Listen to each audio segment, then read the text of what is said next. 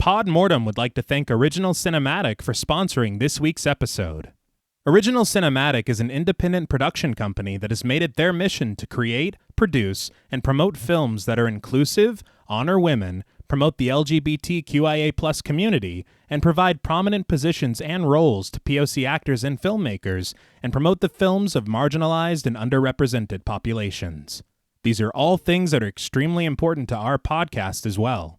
Original Cinematic is currently accepting scripts and treatments. Both William and Xxena Rush are available via email or Zoom to discuss writing and provide input and resources to all aspiring writers, free of charge. Their information will be made available in the show notes. There may be delays due to a hectic schedule and all projects being read on a first-come, first-served basis, but everything will be read and responded to. William Rush has individually produced numerous projects, including Pack is Here, Before, The Cottage, The Winemaker, and Day by Day. Their multi-award-winning film Group premiered and was celebrated at multiple film festivals as well as screenings, both in person and via Zoom, that were made graciously available to us and our patrons. Original Cinematic has many exciting projects on the horizon. Their next film, Immersion, has been completed. The award-winning Sweetener is in development, Fetish begins shooting in September, and Encore will begin next spring. Their documentary Women in Conversation is slated for a September release, and we are looking forward to each and every one of them. It is truly an honor to partner with Original Cinematic, and we can't thank them enough for their contribution to our show. And now, back to our regularly scheduled program.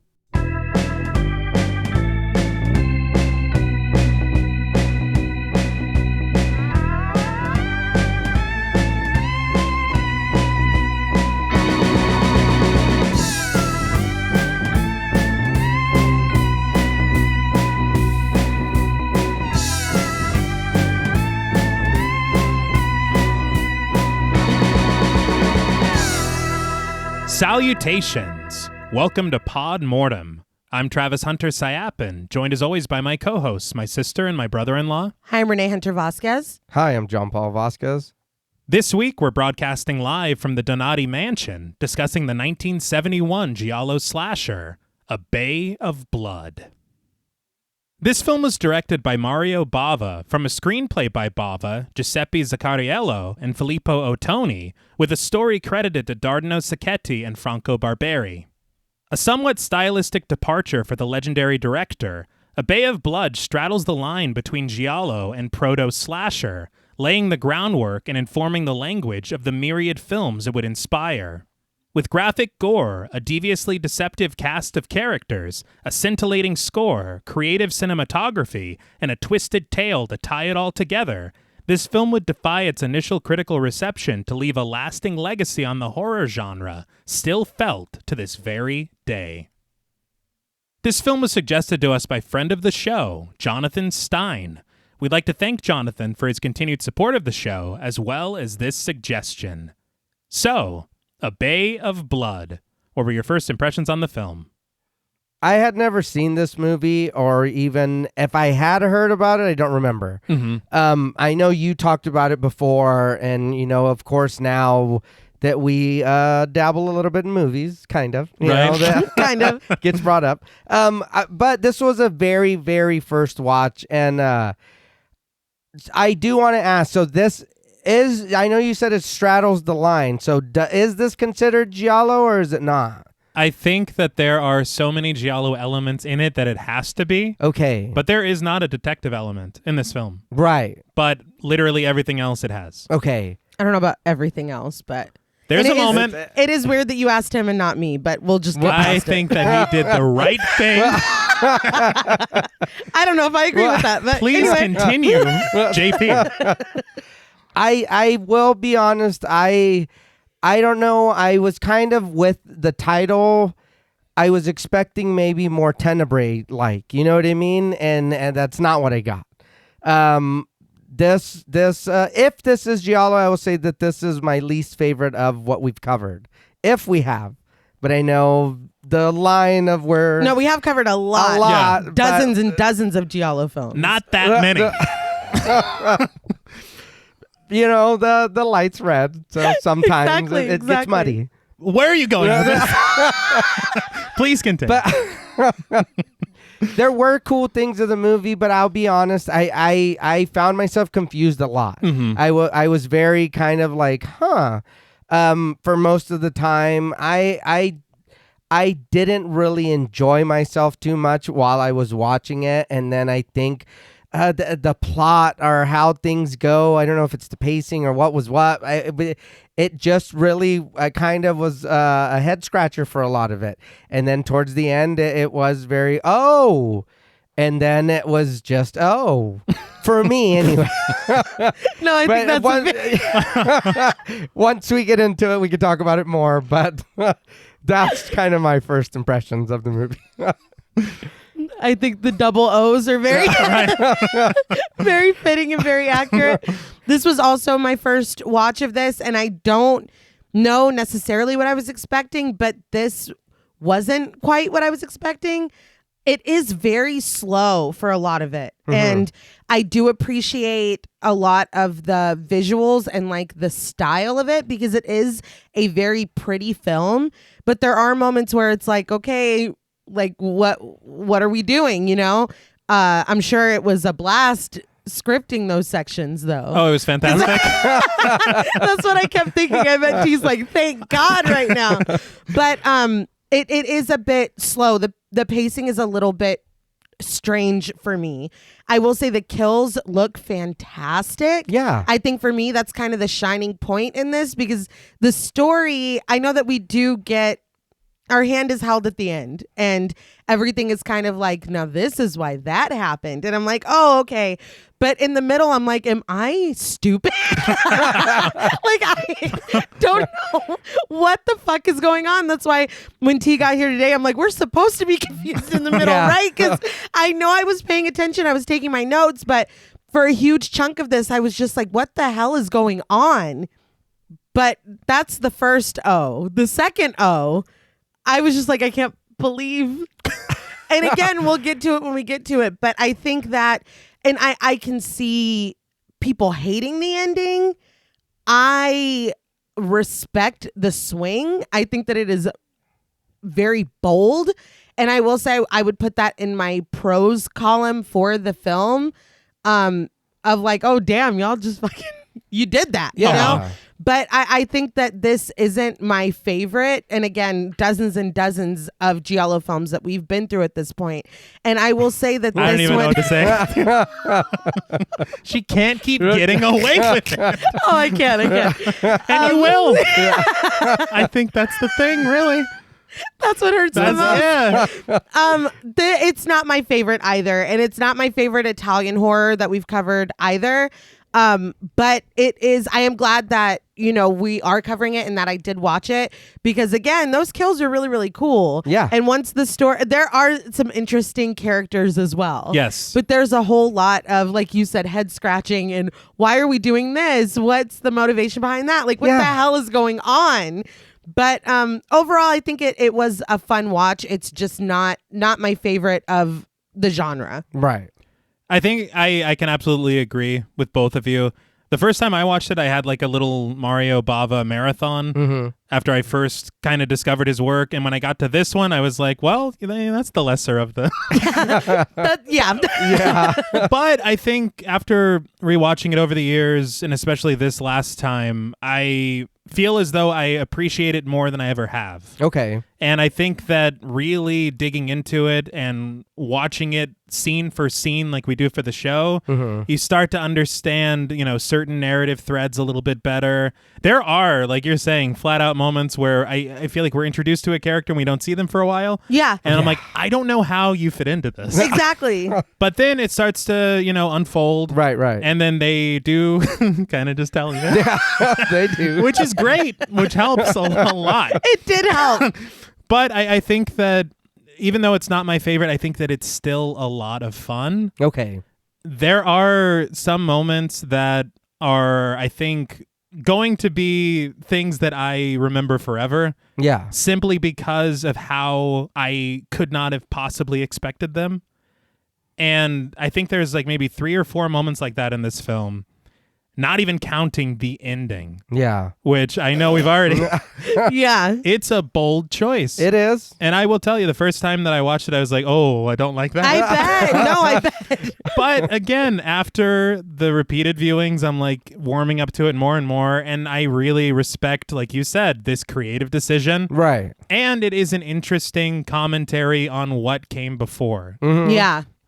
But there is a lot of shocking gore, which does not feel very much in line with a lot of the Bava films that I love. Yeah. It feels more in line almost with Argento. Okay. But I think that even with all of that, it is very interesting to see this level of violence and very clearly what it meant to a lot of American filmmakers. Mhm. Because this film, and I know we'll talk about it a little bit later, often imitated. Yes.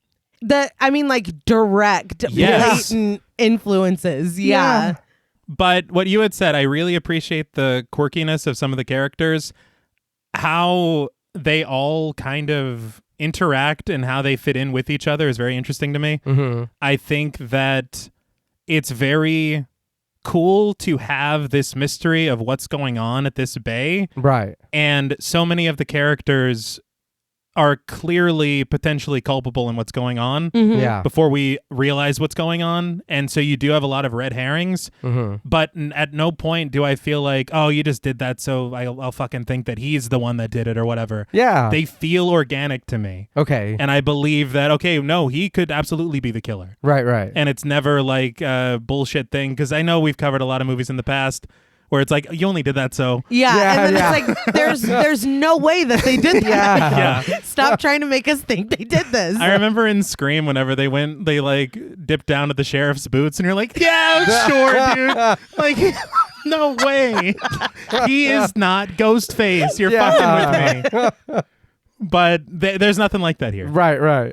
But it's very influential. I think that it's very remarkable in a lot of ways. It is, though, not as polished Mhm. as I have come to expect from Mario Bava. Yeah. But I feel like even with its really low budget, and you can tell it was a low budget, Yeah. there are still some really neat moments of cinematography. Mhm. Yeah. I think the score is incredible. Yeah. Yeah. And I like the use of the locations that we have and a lot of the set design too. Right. But it is, I mean, it's a wild film. It is. But I did want to talk a little bit about the production of this film. It is very interesting how everything happened. Mhm. I was a little disappointed because the only source that I could really find that was useful for this film was it's a great book, All the Colors of the Dark by Tim Lucas. Okay. But for a film as influential and important to the genre, you'd think that there would be a lot more out there to find. Yeah. And there is a commentary track that I just couldn't get my hands on, so don't. Yeah. There is actually. Yeah, there's actually 50 books about it. But the story of A Bay of Blood begins in 1970, when the very legendary director Mario Bava is attempting to flesh out his new project. After some dinner conversations with the actress Laura Betti, who we will talk about later, the pair actually concocted an interesting idea of a film that would take place on a Los Angeles college campus involving cannibalism. Huh. And I am heartbroken that that film never became real. Yeah. Yeah. But this idea really excited Bava to the extent that he even did a television interview about it, which was not at all common for Mario Bava. Okay. But because of this interview, the lower rumblings of this idea would eventually lead Bava to take a few meetings with producer Dino De Laurentiis, Oh shit. who we have talked about a lot on this show. Yeah. Yeah. But De Laurentiis was really impressed with the box office success that he saw Dario Argento achieve with The Bird with the Crystal Plumage earlier in the year. And because of this, he felt inspired to produce a giallo of his own. And what better place to start than with Mario Bava, the godfather of giallo. Yeah. So they're entering in discussions with each other, and it's around this same time that the screenwriter Dardano Sacchetti had a very public falling out with Dario Argento, and it was during the production of Argento's second film, The Cat o' Nine Tails. Argento had apparently written the first 40 pages of the screenplay based on an idea that he outlined with Sacchetti, And because of this, Argento wanted sole screenwriter credit and to give Sacchetti a story credit, Okay. which sounds fair. Yeah. Sacchetti was absolutely fine with this until he learned that this would also mean a drastic change in the payment Ooh. Oh. for the project. He said, you can call it whatever you want. Yeah, no. But you're going to pay me. Which is, I get it, but at the same time, it's like, what do you mean I only get paid for doing the work that I do? This is bullshit. But the dispute got so bad that it actually made the newspapers in Italy. And it was through this press coverage that it got the attention of Dino De Laurentiis. Okay. He calls up Sacchetti and he's like, look, I'm already working with Mario Bava on something. You have a proven track record in writing giallo films. Mm-hmm. How about I facilitate a meeting and you both get this new project going? Yeah. And Sacchetti was down. So he and Bava start working together and they get along famously. And almost immediately, they write 2 stories together. One called Chain Reaction, about a pair of children abandoned by their parents. Interesting. Interesting, Okay. yes. And the second would actually go on to become Bava's 1977 film, Shock. Oh, all right. But the pair would eventually begin work on this proper giallo film together. And Bava had mentioned that he wanted to emulate the level of surprise that Hitchcock achieved in Psycho by switching protagonists the way that he did. Okay. He wanted to give the audience that kind of a feeling of something they could never see coming. Which I'd say the end of this film is probably that. Oh, Yeah? yeah. The pair together devised, I believe, 13 elaborate death sequences. They didn't know how they were going to use them. They just wanted to have something varied and memorable for each of them and prepared them almost as separate vignettes, hoping to make them as wild and absurd as possible, but somehow bring them together cohesively. Okay. But somewhere during this process, Sacchetti brings in his longtime writing partner, Franco Barberi, who, as it turns out, Bava couldn't fucking stand at all. Oh. And after the first draft of the film was completed, the very calm, usually, and measured Mario Bava eventually got into a massive argument with Barberi and fired him. And Sacchetti, very loyal to his writing partner, was like, well, then you're going to have to fire me too. And Baba's like, you're fired. Oh my Let the door hit you. Yeah. Literally. So that was that. Oh, shit. All right. But Bava would bring in other writers to flesh out the story with him. And as the work on the project continued, Argento's The Cat o' Nine Tails was eventually released. And though it did very well in Italy, it did not repeat this success in America when it was distributed. Okay. So De Laurentiis starts getting cold feet on the whole giallo thing, and he bails on his deal with Bava. Ah. So this strikes fear in Mario Bava, because apparently Mario Bava is dealing with massive tax issues. Oh my Oh, no. God. And he owes almost $1 million to the Italian government. Damn. And so this film needs to get made. Yeah. So thankfully, Bava eventually finds a financier, Giuseppe Zacariello, who actually was a silent producer on a few of Mario Bava's previous projects. Mm-hmm. And Zacariello not only agrees to produce the film, but he sets Bava up with the writer Filippo Ottoni, who ends up making some very crucial contributions to what would become A Bay of Blood. Okay. But after location scouting, the film finally enters production in early 1971, going through many title changes. Translated into English, these include This Is How They Learn to Be Bad Guys. That was one of the titles. Oh, no. Well, let's just be glad it wasn't that. Yeah. Yeah. Although I guess is really funny when you consider the ending. Wow. But not like that. We don't need that. No. Chain Reaction, which I said earlier. Right, right. And also the Bay of Silver, which was changed because silver in Italian is argento. And so Bava's like, we can't do that. Right. But they eventually settle on Ecologia del Delitto, or the ecology of murder. Okay. I've also read the ecology of crime as the translation. Either one is pretty cool. Mm-hmm. But with such a low budget, Bava had to make a lot of interesting choices in order to make this film happen, and we'll discuss a few of them a little later. Right. But upon the film's release, it fails to attract the box office attention in Italy that they hoped for, which leaves Bava and the producers dependent on foreign sales to recoup their investment. So it's picked up for U.S. distribution in 1972 by Hallmark Releasing Corporation, who releases the film and re-releases the film many times over the years with many different titles and many different gimmicks to get people to come and see it. Did you say Hallmark? Not that Hallmark. Oh, Yeah, I was like, what? I was like, what? No. The Hallmark Releasing Corporation was a subsidiary of American International Pictures, the people who fucked up the, I think, Black Sabbath. Okay. And so this brand for them was kind of releasing films that were, to them, too dirty to release under AIP. Okay. But they did have some cool William Castle-style gimmicks and stuff during the release, and I thought that was pretty neat. Yeah. But some of the titles that it was released under in America, Carnage, Twist of the Death Nerve, The Last House on the Left Part 2. What? They tried. You can't just do that. No, you can't, but they did. Well, it's part 2, so you... That's crazy. Unrelated. But obviously also a Bay of Blood. Right. But even among Bava's fans, the film was polarizing because it is a far cry in style and tone from his previous features with a lot more graphic violence, Yeah. full frontal nudity, things that he didn't normally have in his films but would go on to become kind of subgenre mainstays. Yeah.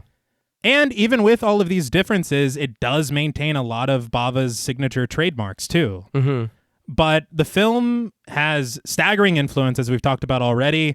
Many body count slashers, as they call them, were clearly influenced by this. Right. Specifically, the Friday the 13th franchise. Yes. Earlier entries lifted pretty heavily, and we'll talk about that. But the elements of the film are even echoed in Black Christmas, Halloween, and if you think about the trajectory of that, all of their imitators too. And though it's not my favorite Bava film, as I've explained, I think that I agree because a lot of critics have argued that it's probably and will go down as his most influential offering because of all of those reasons. Right. Okay. So you got to respect that. Yeah. Now, before we usurp this film's property, we would like to issue a warning for spoilers.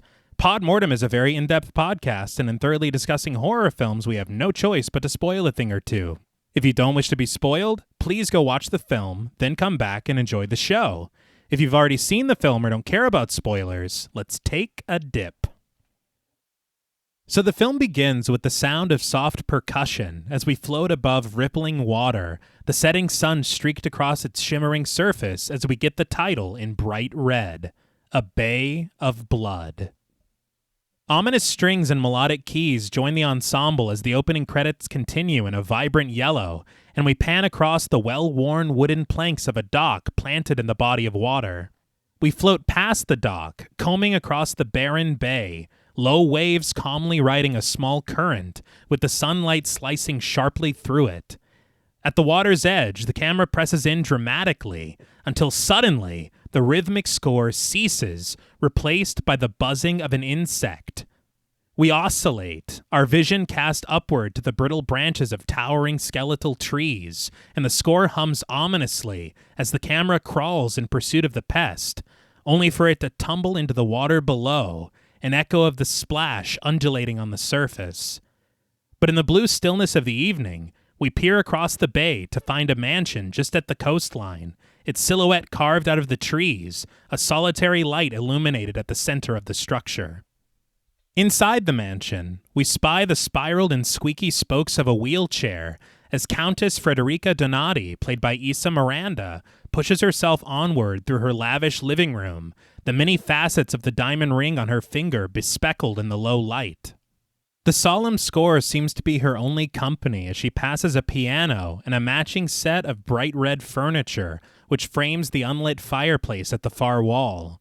Thunder rumbles outside as the Countess creeps closer to a window in the dining room, her face somber and her eyelids heavy at this late hour of her trek.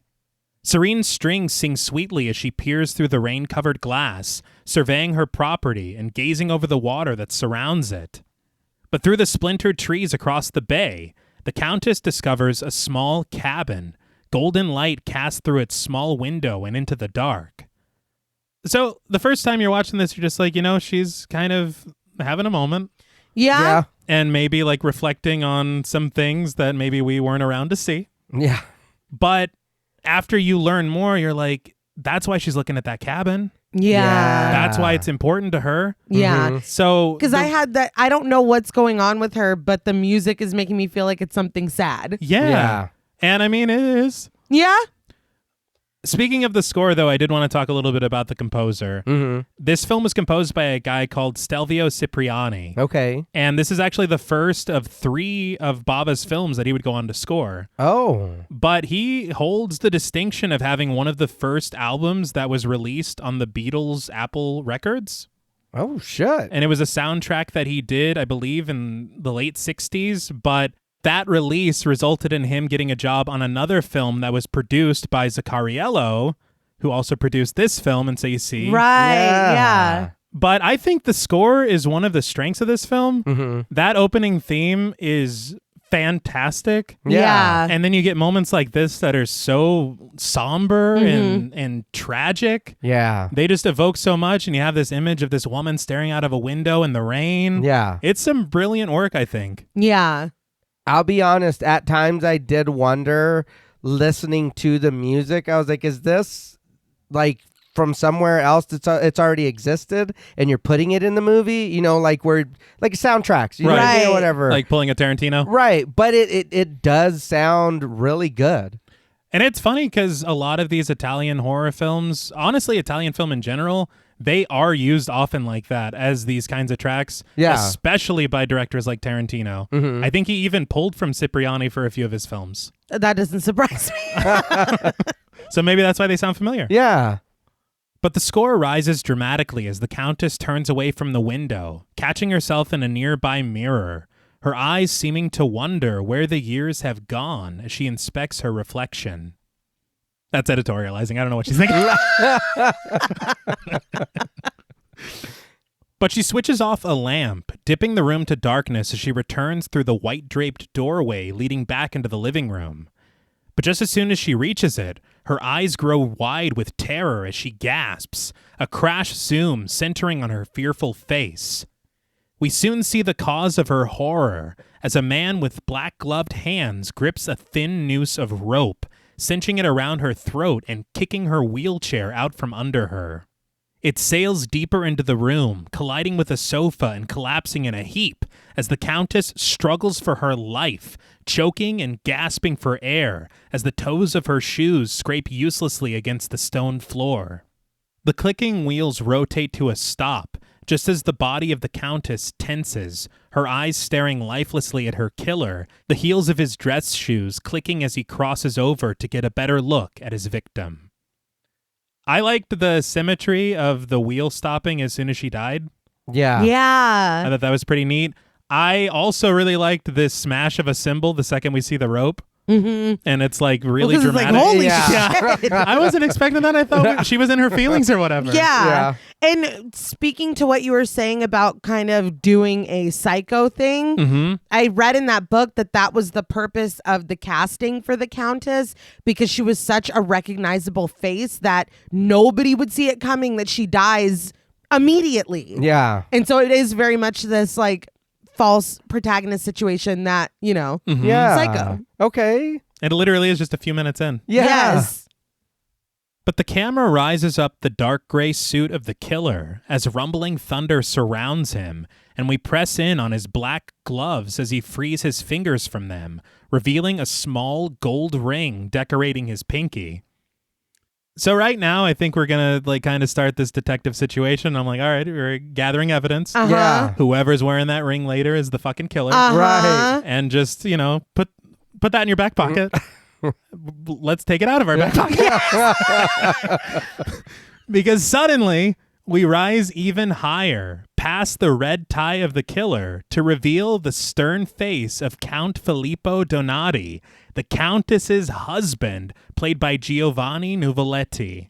Was not expecting to see the face. No. Yeah. Immediately. Yeah. So I think that was the thing where I was like, you know, this and everything so far, this atmosphere, the design of this place, which is a real villa in Italy. Mm-hmm. It felt very much like the standard Mario Bava that I know. Right. And so this felt like just a complete departure.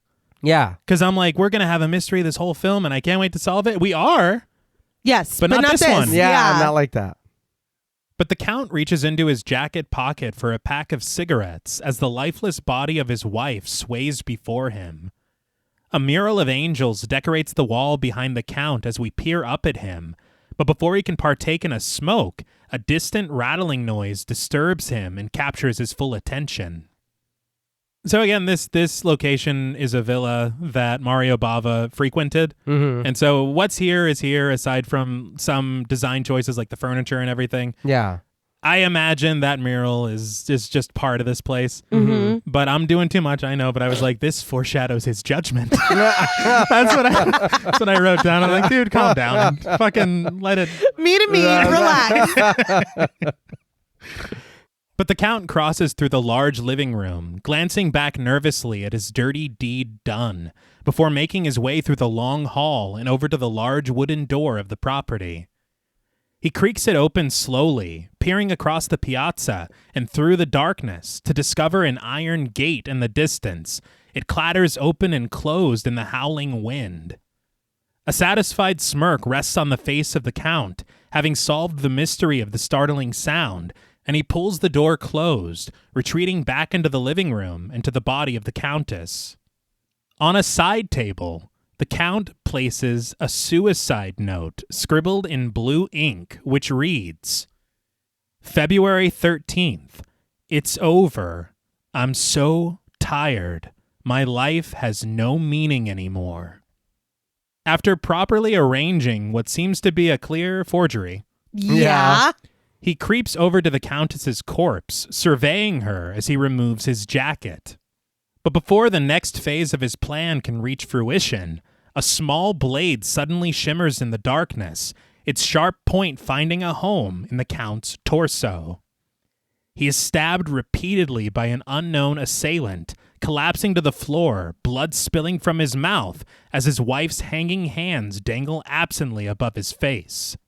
And in a POV shot, the Count's body is dragged out of the dark room, the assailant breathing heavily as we suddenly stare out of a window, through trees in the morning light, and across the rippling water of the bay. I'm glad you said that because I did not catch his body being dragged away. I was like, where the fuck did he go? Oh my God. It was very quick. Yeah. And it is a problem. It's a POV shot, but you do not see any legs. You don't see. No, yeah. Again, might be editorializing because of what we find later. But yeah, I get why you're thinking that. You're like, was he ever really here? Yeah. He's a ghost that haunts this place? But there's the mystery, Yes. which I appreciate. Yes. 'Cause- It was just like, what the hell? It's just breakneck speed, these two back to back. Yeah. But it is like, okay, that's why that mystery was solved so quickly. Yeah. Right. Honestly, whenever we saw the Count being the one that killed the Countess, I was really underwhelmed because I'm like, I don't want to fucking follow this dude getting chased. Like, Yeah. I already know who did it. Yeah. That's not interesting. It was a bit weird because he kills her, pulls out the smoke. It's like, oh shit, what is gonna happen from here? Mm-hmm. And then we get that, and it's like, oh, what the fuck? It just raises further questions. Yeah. So, yeah. But elsewhere, Frank Ventura, played by Chris Avram, lies in bed next to Laura, his lover, played by Anna Maria Rosati. Frank rests on his stomach as Laura caresses him amorously, begging him not to go, despite his insistence that he's late. Laura swoons that love simply isn't love without a little cuddling after, and as she kisses his ear, Frank seems to notice something, politely shushing her as he shuts off a nearby radio. He whispers, "Can't you hear it calling?" This is esoteric as fuck. I'm just going to tell you, I'm just going to warn you right now. But there's a song by Rob Zombie, I think it's called Mars Needs Women. It's Rob Zombie. Mhm. But there's a part of a verse where he says, "Can't you hear it calling?" And that's how it starts. And I'm like, that it has to be. I'm sure. Oh, okay. Because he's a scholar. Knowing him, yeah. But to this question, Laura is none the wiser, puzzled when Frank reveals that it was a squonk. Laura wonders what a squonk even is, and after kissing her hand sweetly, Frank rises from the bed. He gathers his clothes, offering that for her information, Squonkus nocnorum is a dark-colored creature. Laura replies with an irritated, "Oh, Frank, why do you do that?" It's like, what, make up bullshit? Or? Yeah, say anything to get out of fucking cuddling. Yeah. It's time to work. Gotta go. Yeah. It's like, oh my God, is that a lion in the next room? It's like, He's already putting his pants on. he's out the door. But Frank continues, crossing past a drafting table and peering at her through bottles of J&B whiskey on a shelf, the giallo staple. But he explains that a squonk's skin is covered with moles, and it's equipped with long claws and strong teeth. He calls it a clever little beast, but he shares that it's still very easy to find, because a squonk never stops whimpering. This is when I started to get a little pissed off. Yeah. So I'm like, oh, you're being an asshole. Yes. Yeah. I thought it was like a little love game or whatever. Yeah, but it's No, like, I found it rude too, and the fact that she's like, "Let's cuddle," and he's like, "I mean, just like get the fuck off of me," Yeah. basically. It's like, off, squonk. Yes. It's this grotesque fucking creature Well, that snooze, won't snooze get off over. my fucking back. snooze over. But it's like, yeah, no, I didn't like this either. But I'm like, she's fully like dickmatized. Yeah. Because she's just like, oh, it's fine. Yeah. I love you. Laura rests seductively in bed, covered only by a furry blanket, as Frank asks if she knows what a squonk does when it's captured. When Laura doesn't answer, he reveals that it dissolves into tears. Laura leans her head against the mattress, replying that Frank will still do, although he leaves her here with a broken heart, which she fears makes him happy. But Frank isn't finished with the squonk stuff, adding that some of its other peculiarities are sulkiness, diffidence, and possessiveness. He notes, all of these are highly inconvenient tendencies for a personal secretary, dear. Are you pulling my dick, bro? You got a lot of nerve, dude. But he amends this, adding, or should I say, for a partner in an affair as important as ours. Doesn't clean it up all the way. Not at all. No. But this is much more to Laura's liking, and she stands to look over at Frank through the shelves as he descends deeper into the apartment.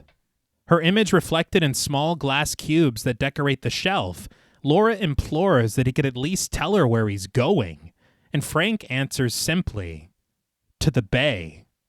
Laura assumed that Frank intended to wait a little longer before going to the bay, and she wonders what made him change his plans. But Frank stands at a desk, sorting through documents before finding the right piece of paperwork, which he tosses into a black snakeskin briefcase. Laura softens at her line of questioning, hopeful that he'll share such pertinent information with a lowly secretary. But Frank just notes that there you have a prime example of diffidence in a squonk. And as a woodwind winds in the score, Frank explains that the police first suspected the Countess's husband in her death, but now that he's disappeared, it looks like they're willing to accept the theory that she killed herself. Laura immediately understands, because of the suicide note. But Frank says that all he needs is that signature. He puts on his suit jacket, snags his briefcase, and smirks a goodbye to Laura.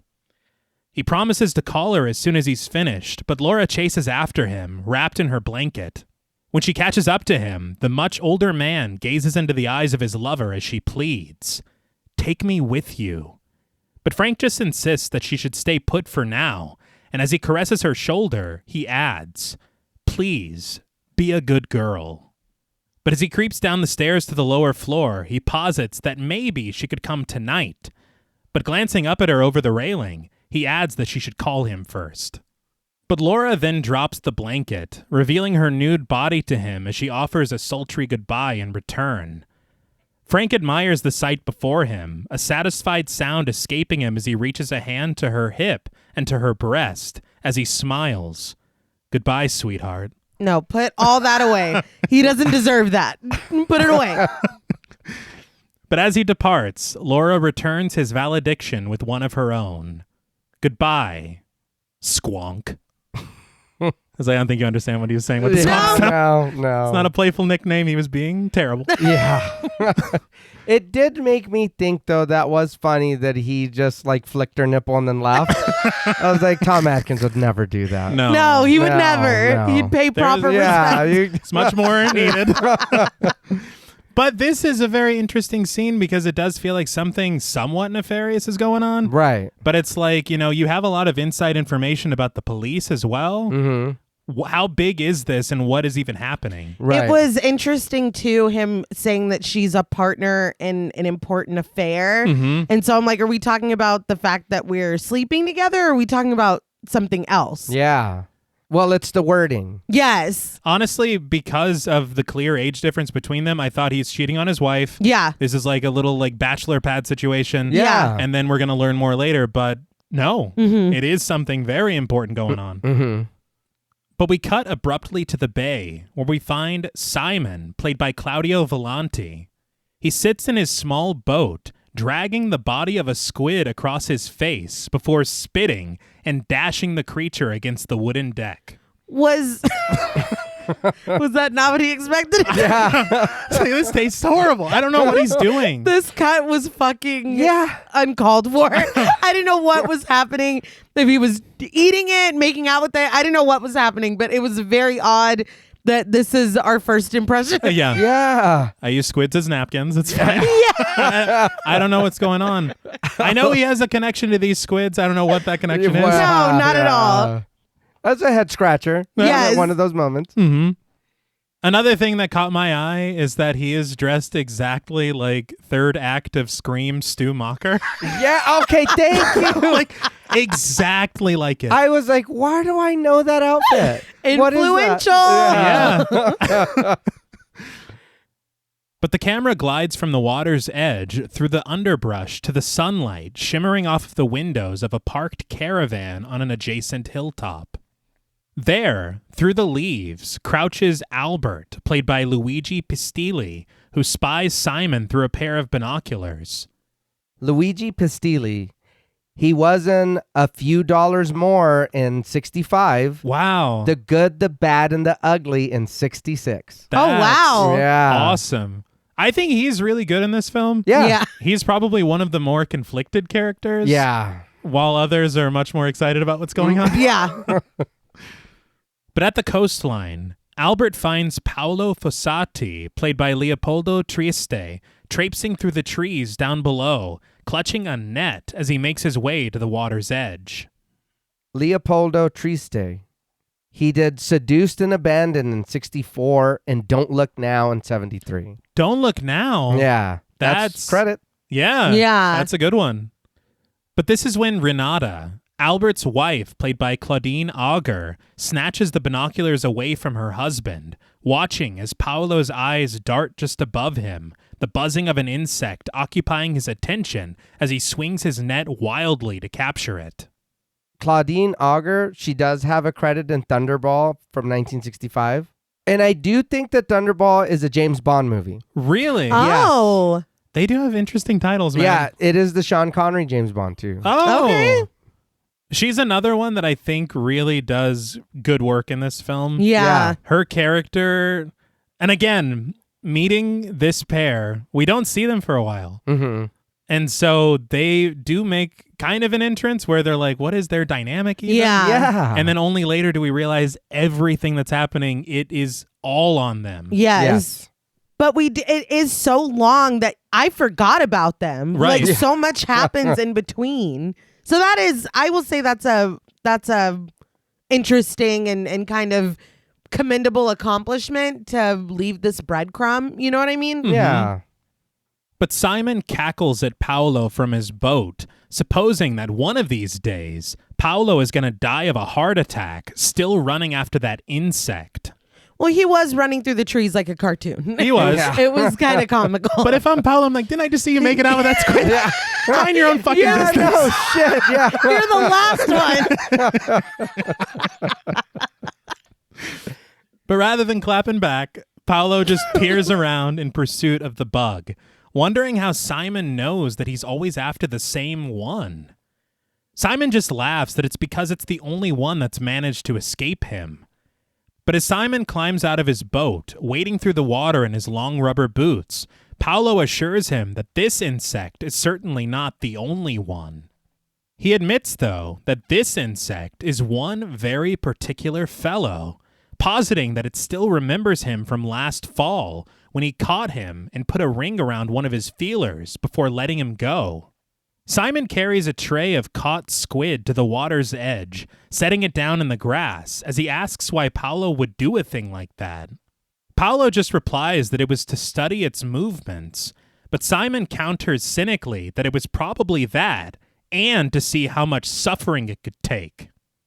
Like, you're taking a turn. No, this conversation, the vibe takes such a harsh, like, I was like, oh, I thought we were kind of like playfully, no. Right, Like, right. I feel like it takes a turn. Yeah, and I get it. He can either be a menace or he's just happy out there catching the bugs. Yeah. You know what I mean? It could be a warning sign. True. It is Or it's Yeah. like, it's oh, kind of a he's- leap. Yeah. He's in nature. Yeah. Mhm. Maybe he's like Gil Grissom. He just really likes bugs. You know what I mean? Or he's like, kill Grissom. Well, that's bad. That's very bad. Very That bad. is bad.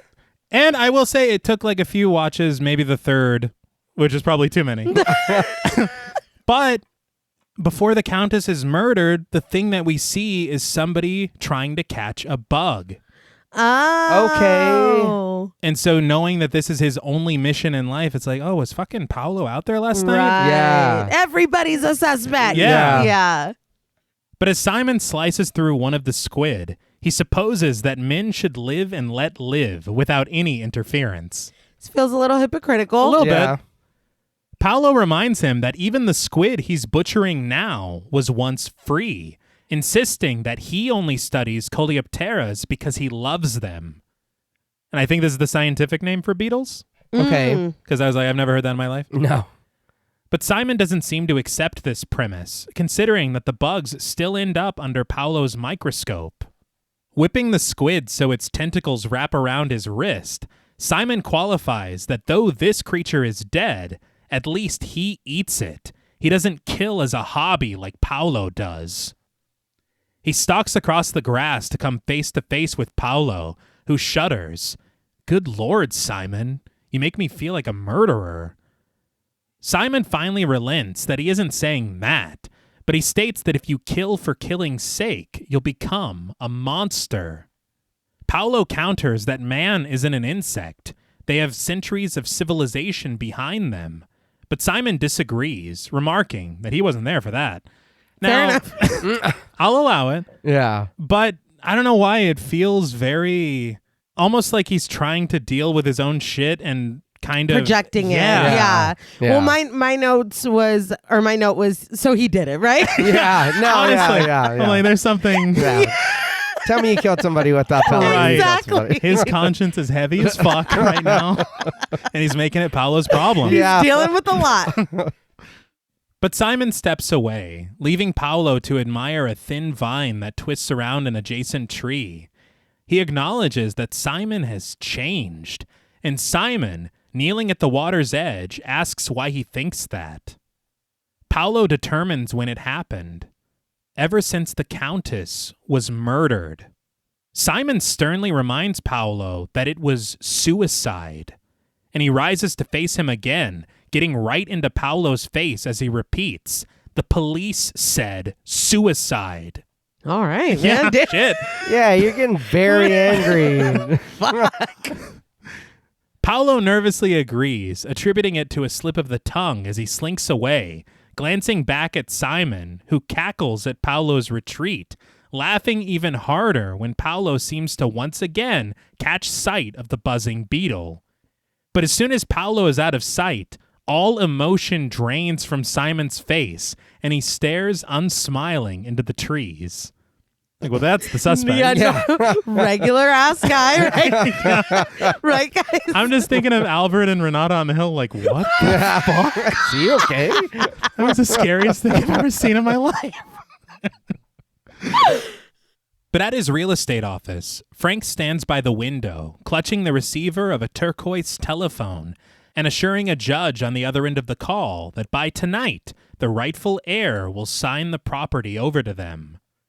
He adds that due to a very convincing offer, He doesn't foresee any trouble in this regard at all. The uncredited judge asks, "What about the crew?" And Frank figures that in a few weeks they can start with the blasting, more or less, but he reminds the judge that he'll need the proper permits for that. The judge promises Frank that he'll get them, but he worries that they might be starting their plan a little too soon after the death of the Countess. Frank brushes this off, doubtful that anyone is suffering over the Countess's suicide. He's a real... Yeah. This dude... Real peach. Yeah. Every time he opens his mouth, it's just something worse. Yeah. He tells the judge that he'll phone him again around 2 o'clock, but before he can get off the phone, the judge seeks confirmation that Frank has kept him out of everything. Frank assures him with a smile that he has. And as the judge bids him goodbye, Frank hangs up the phone, and just before it hits the receiver, he bids a very ominous goodbye to the judge. One that is never explained. No. Mm-hmm. But I was like, you are fucking evil. Something's going on. Yeah. But very interestingly, as soon as the receiver reaches the bell hook of the telephone, we match cut to an uncredited gas station attendant returning the fuel pump to the dispenser. I thought that was pretty cool. Yeah. But the camera pulls back, revealing Frank sitting in a car next to the pump. He leans his head out of the driver's side window to pay the attendant, and he even gives him a tip. So I'm like, all right, we're starting to... Yeah. He's got a ways to go. But that's the start at least. But after the attendant thanks him and bids him a pleasant trip, Frank revs his engine, exiting the gas station and whipping a right turn onto the street. I did find it interesting that we do see him wearing black gloves when he takes off from here. So I was like, oh, am I supposed to see that? I would say, I mean, again, everybody's a suspect. Right. Plus, they're probably like, we need to take some heat off assignment. Yeah, that was pretty bad. He came in pretty hot. But elsewhere, in a bright yellow dune buggy, accompanied by upbeat music on the radio, rides a quartet of lively 30-plus teenagers. Bobby, the driver, played by Roberto Benigni, Brunhilde, who sits passenger, played by Brigitte Skay, Duke, played by Guido Boccaccini, and Denise, played by Paola Montenero. Brigitte Skay. She did The Love Factory in 69 and Isabel, Duchess of the Devil in 69 as well. And Roberto Benigni has a credit in Mad Men from 2012. What the hell? Gives a name. It says Gino. I'm not familiar with the show enough to know, but he does have a credit in Mad Men. Well, I sat up very straight. Yeah. I'm trying to go through every episode. That's wild. Yeah. Yeah. I thought you guys would like that. Yeah. Hell yeah. The passengers take turns reaching up through the roofless vehicle to snatch branches from passing trees, with Denise stealing a sizable portion as the group laughs wildly. I was laughing because they're throwing all this shit around and like in the driver's face. Yeah. And he's trying to laugh and be cool, but he's like, I can't see. It's very dangerous, dude. You guys are going to get us all killed. Those were big ass branches. Yeah, they were. It's like, relax. You guys are fucking at least 38 years old. Yeah. You're old enough to know better. You know how to act. And I think that's the thing. I don't know how old they're supposed to be. Right. But all these films that we know, it's like these are the teens that are going to get into trouble. Yeah. But I'm like, I don't know if they're meant to be college students. I don't know what's going on. They look like grown ass adults. Then they shouldn't be doing what the fuck they're doing here. No, none of it. No. But Bobby suggests that Denise give Brunhilde a chance to grab some of the branches. But Brunhilde seems content to dance to the music on the radio. I don't know. It's just very funny to me that that's the complaint that he has. Not how. To give her a chance. Yeah, he's like, let her fucking get us crashed. Killed. But Denise remarks in her French accent that it's wild out here. Just wild. And she pleads with Bobby to stop the car here because it's fantastic. But Brunhilde insists that they continue on a little further because they promised her that she'd get to go to the sea. Bobby follows Brunhilde's request, and to the jovial chatter of the rest of the group, he careens around a curve, splashing through a puddle, only to make a U-turn to do it again when Denise asks him to. But just around the bend, Bobby finds the perfect place to park, just in front of a pair of overturned gas pumps at a decrepit fueling station. This is where the fucking Harbinger should come out. Yes. Right? Yeah. But Brunhilde vaults out of the car, her bright yellow panties on display beneath her green dress as she races over to the dilapidated gas pumps. So I did mention yellow here, but also the vehicle is yellow. Yeah. And I was wondering if we're starting to dip into color theory a little bit, because this is very precarious what's happening next. Okay. I was a little distracted because the car looks like Herbie. So The car looks happy as hell. Yeah. At least someone is, right? But she reaches for a nearby pole, saluting with her other hand as she offers, "Brunhilde, at your service." But a worried Bobby calls out to her, warning that the tanks are open just behind her and that she could fall in if she isn't careful. She retorts, "You'll fall in." Not a great comeback. I love Brunhilde. She's working with what she's got, okay? It is dangerous. It is, yes. But she jokes for Bobby not to be such a sissy as she takes off in the other direction, alerting the group that she's heading to the water, bidding Bobby to come with her. But Bobby just stands there at the vehicle until Duke leans over to ask, "What do you want her to do? Put it in writing for you?" He urges his friend onward, and Bobby does as told, chasing after Brunhilde, and we see Denise pull Duke away from the car too, insistent that she wants to show him something. But Bobby and Brunhilde reach a small bridge which arcs over the bay, and a bubbly Brunhilde calls out to Bobby, who reluctantly replies, "Yeah, I'm here." What? I was really confused by the dynamics of this group. Yeah. Yes. I don't get it. But through the windows of an abandoned nightclub, we spy Bobby and Brunhilde cuddled together. Duke and Denise, having broken into the building, call out to the other pair to join them, boasting that they found a dance floor in here. Bobby and Brunhilde make their way over from the water to the window, and Duke asks Brunhilde, "Hey, give us your cassette, Wiener Schnitzel baby." That's like, goddamn, dude. At least be clever. Yeah.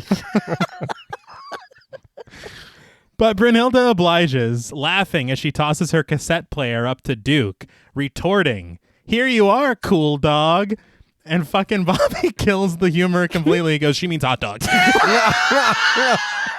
It's like, dude, what is this group? Yeah, what's happening? I think we met on the way up. Yeah. But Duke hands the cassette player over to Denise, quoting something in French, and he tells her that they can get a little music going.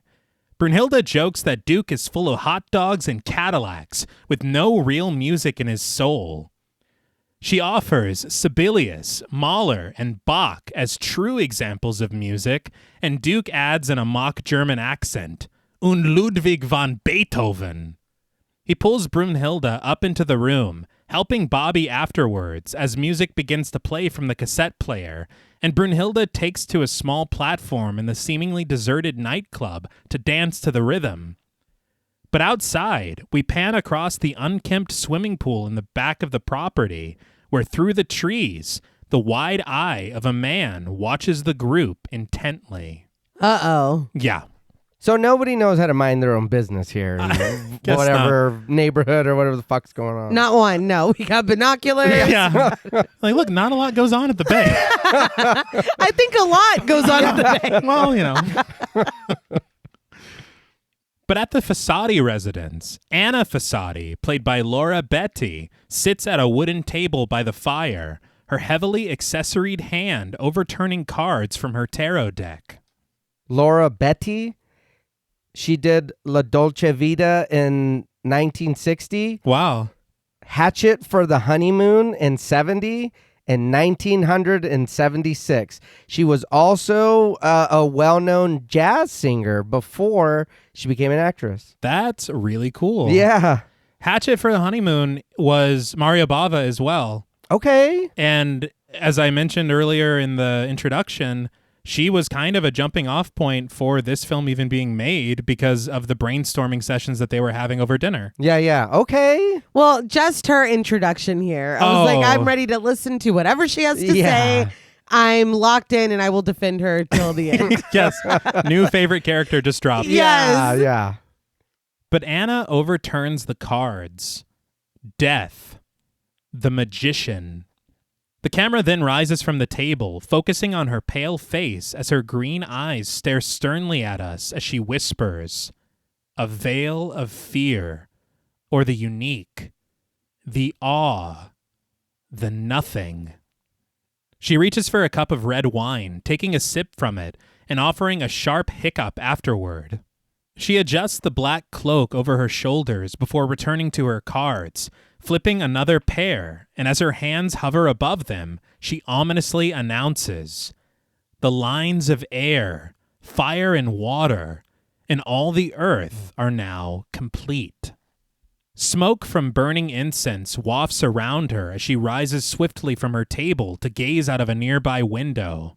Through the greenery, she spies the surrounding structures before turning her attention to another property, a mansion which rests atop a hill. After downing the rest of her wine, Anna exits her bedroom, calling out to her husband and descending the stairs to reach the door to his office. Beyond it, Paolo sits at a table littered with paperwork and specimens, some dead and cataloged, and others still alive and swimming together in petri dishes of water. But Paolo inspects a beetle with a magnifying glass, remarking mostly to himself, "Ferdinando, your females are queens, not babbling fortune tellers." Fuck you. Yeah. Like, he kind of got ate the fuck up by Simon earlier, and I felt a little bad for him. But I'm like, when I saw that this was her husband, I was like, first of all, what? Very strange. But that was mean. It was. Me and Jules talk all the time about couples in films and TV, and we're like, why is it like 9 times out of 10 you fucking hate each other? That is Yeah. strange. Like, yeah. why are you together if this is the case? He's like, oh, great. The most important thing in her life, which annoys the hell out of me. Yeah. And then she comes in and she's like, these stupid bugs. The most important thing in your life. It's like, what is going on? It is odd, that pairing, because we do have to live together. We're buying, at some point we had to buy this house together. We have to have all the things that we have together, but we hate each other. Yeah. But it's just so common. Yeah. From the doorframe, Anna calls out to him, requesting to know if he must always oblige her to enter this verminous insectile den of his. But when Paolo doesn't answer her, Anna enters of her own accord, incensed. He pleads for her to stop shouting, insisting that she's disturbing little Ferdinando. Marry Ferdinando. I mean, go be happy together. Like, this is crazy. And I'm 99% sure this beetle is dead because Yes, thank you. I know they try to make it move later. and Well, it's his like- fingers moving. Yeah. Yeah. It looked like a prop bug for sure. Honestly, so I don't know what's going on. But Anna creeps closer, clutching the side of an armoire as she whispers, "You and your little hateful Ferdy." But Paolo, never looking up from his specimen, scoffs that it would be absurd to pretend that Anna is capable of loving something. Anna retorts that she loves many things, but Paolo could never understand. They need Dr. Orna. I think. I was thinking, I've been watching the new season. Me too. They need some help. Paolo returns Ferdinando to his case as he inquires, "No, we could never understand anything, right, Ferdinando?" But Anna's tone grows ominous as she reveals, "The clouds are swirling, and there will be tears shed over the bay." Paolo sits sarcastic, beckoning his beetle to imagine that. But Anna just traces the wood of the armoire with her finger, continuing her cryptic claim. The Aleph appeared at the end of the line of fire, The Ahriman was suspended between the waters and the air. The sickle of death is about to strike. And I was like, sickle? Mm-hmm. Okay. Maybe she's a little more plugged in than Paolo's giving her credit for. Yeah. Well, that's clear already. Yeah. Paolo isn't hearing it, though, and after a bit of sarcastic musing, he reminds Anna that just last week, the Olive came up first in her cards, and a gust of joy was about to blow over the bay, and yet someone strangled poor Countess Frederica instead. Paolo can't control his laughter, but Anna approaches him, her arms crossed over her chest beneath her cloak, as she admonishes that Paolo is even more insensitive than his coleopteras. She asks sincerely, "Can't you sense the rattled breathing of death?" But the only thing that Paolo can sense is the lecherous Frank Ventura holding the usual orgy in his cottage. Anna leans closer, articulating that Paolo hates Frank for the exact same reasons that he hated the Countess's husband, because he knows how to enjoy life and Paolo doesn't. Anna then knocks her husband's materials on the table as she turns to make her exit, and Paolo scolds her. "Careful, you'll spill the acid." Real acid? Yeah. It's like, what are you doing down here? What are you doing down here? Maybe Simon was right. He's like fucking putting these Yeah. No, in acid. He's like, at least I'm eating these squids. Yeah. Squids. Yeah. He wiped his mouth with them. He did. They're useful. But Anna departs as Paolo shouts that the only reason he hates Frank is because he wants to transform the bay into a sea of cement. But with his voice growing lower, Paolo promises that he won't let Frank do this, even if he has to. And with a sharp tool, he tears the lid from a nearby dish. So again, that's a lot of things pointing in Paolo's direction right now. Yeah. So is he's trying to save the bay, or what is what? I think his whole intention is that because he is worried about the natural life. Right. And if they destroy the bay and build up all this stuff, what'll happen to all the bugs? Yeah. But he hated the Countess's husband? Yeah. And he hates Frank? This is interesting information. Yeah. And then he's fucking telling the Beetle, he's like, I'm not going to let Frank do it. Yeah. Even if I have to fucking kill him. So that's not good. No. I don't know if the writers were like, yeah, we were kind of a little heavy on Simon. Deflect. But back in the nightclub, Brunhilde is still dancing, encouraged by Bobby, who insists that she's really good. With that pair preoccupied, Duke attempts to drag Denise into more private quarters, only for Denise to insist that he stop and remind him to be a good boy. She tears away from him with a smile on her face, teasing that he'll never catch her as she makes her way to the exit on the other side of the room. But Duke then sets his sights on Brunhilde, who asks him, "Can you catch me?" I'm not getting the best vibes from this dude. No. A smirk stretches across Duke's face as he leaps onto the platform to dance with Brunhilde, much to the chagrin of Bobby, who stands solemnly, clutching the cassette player.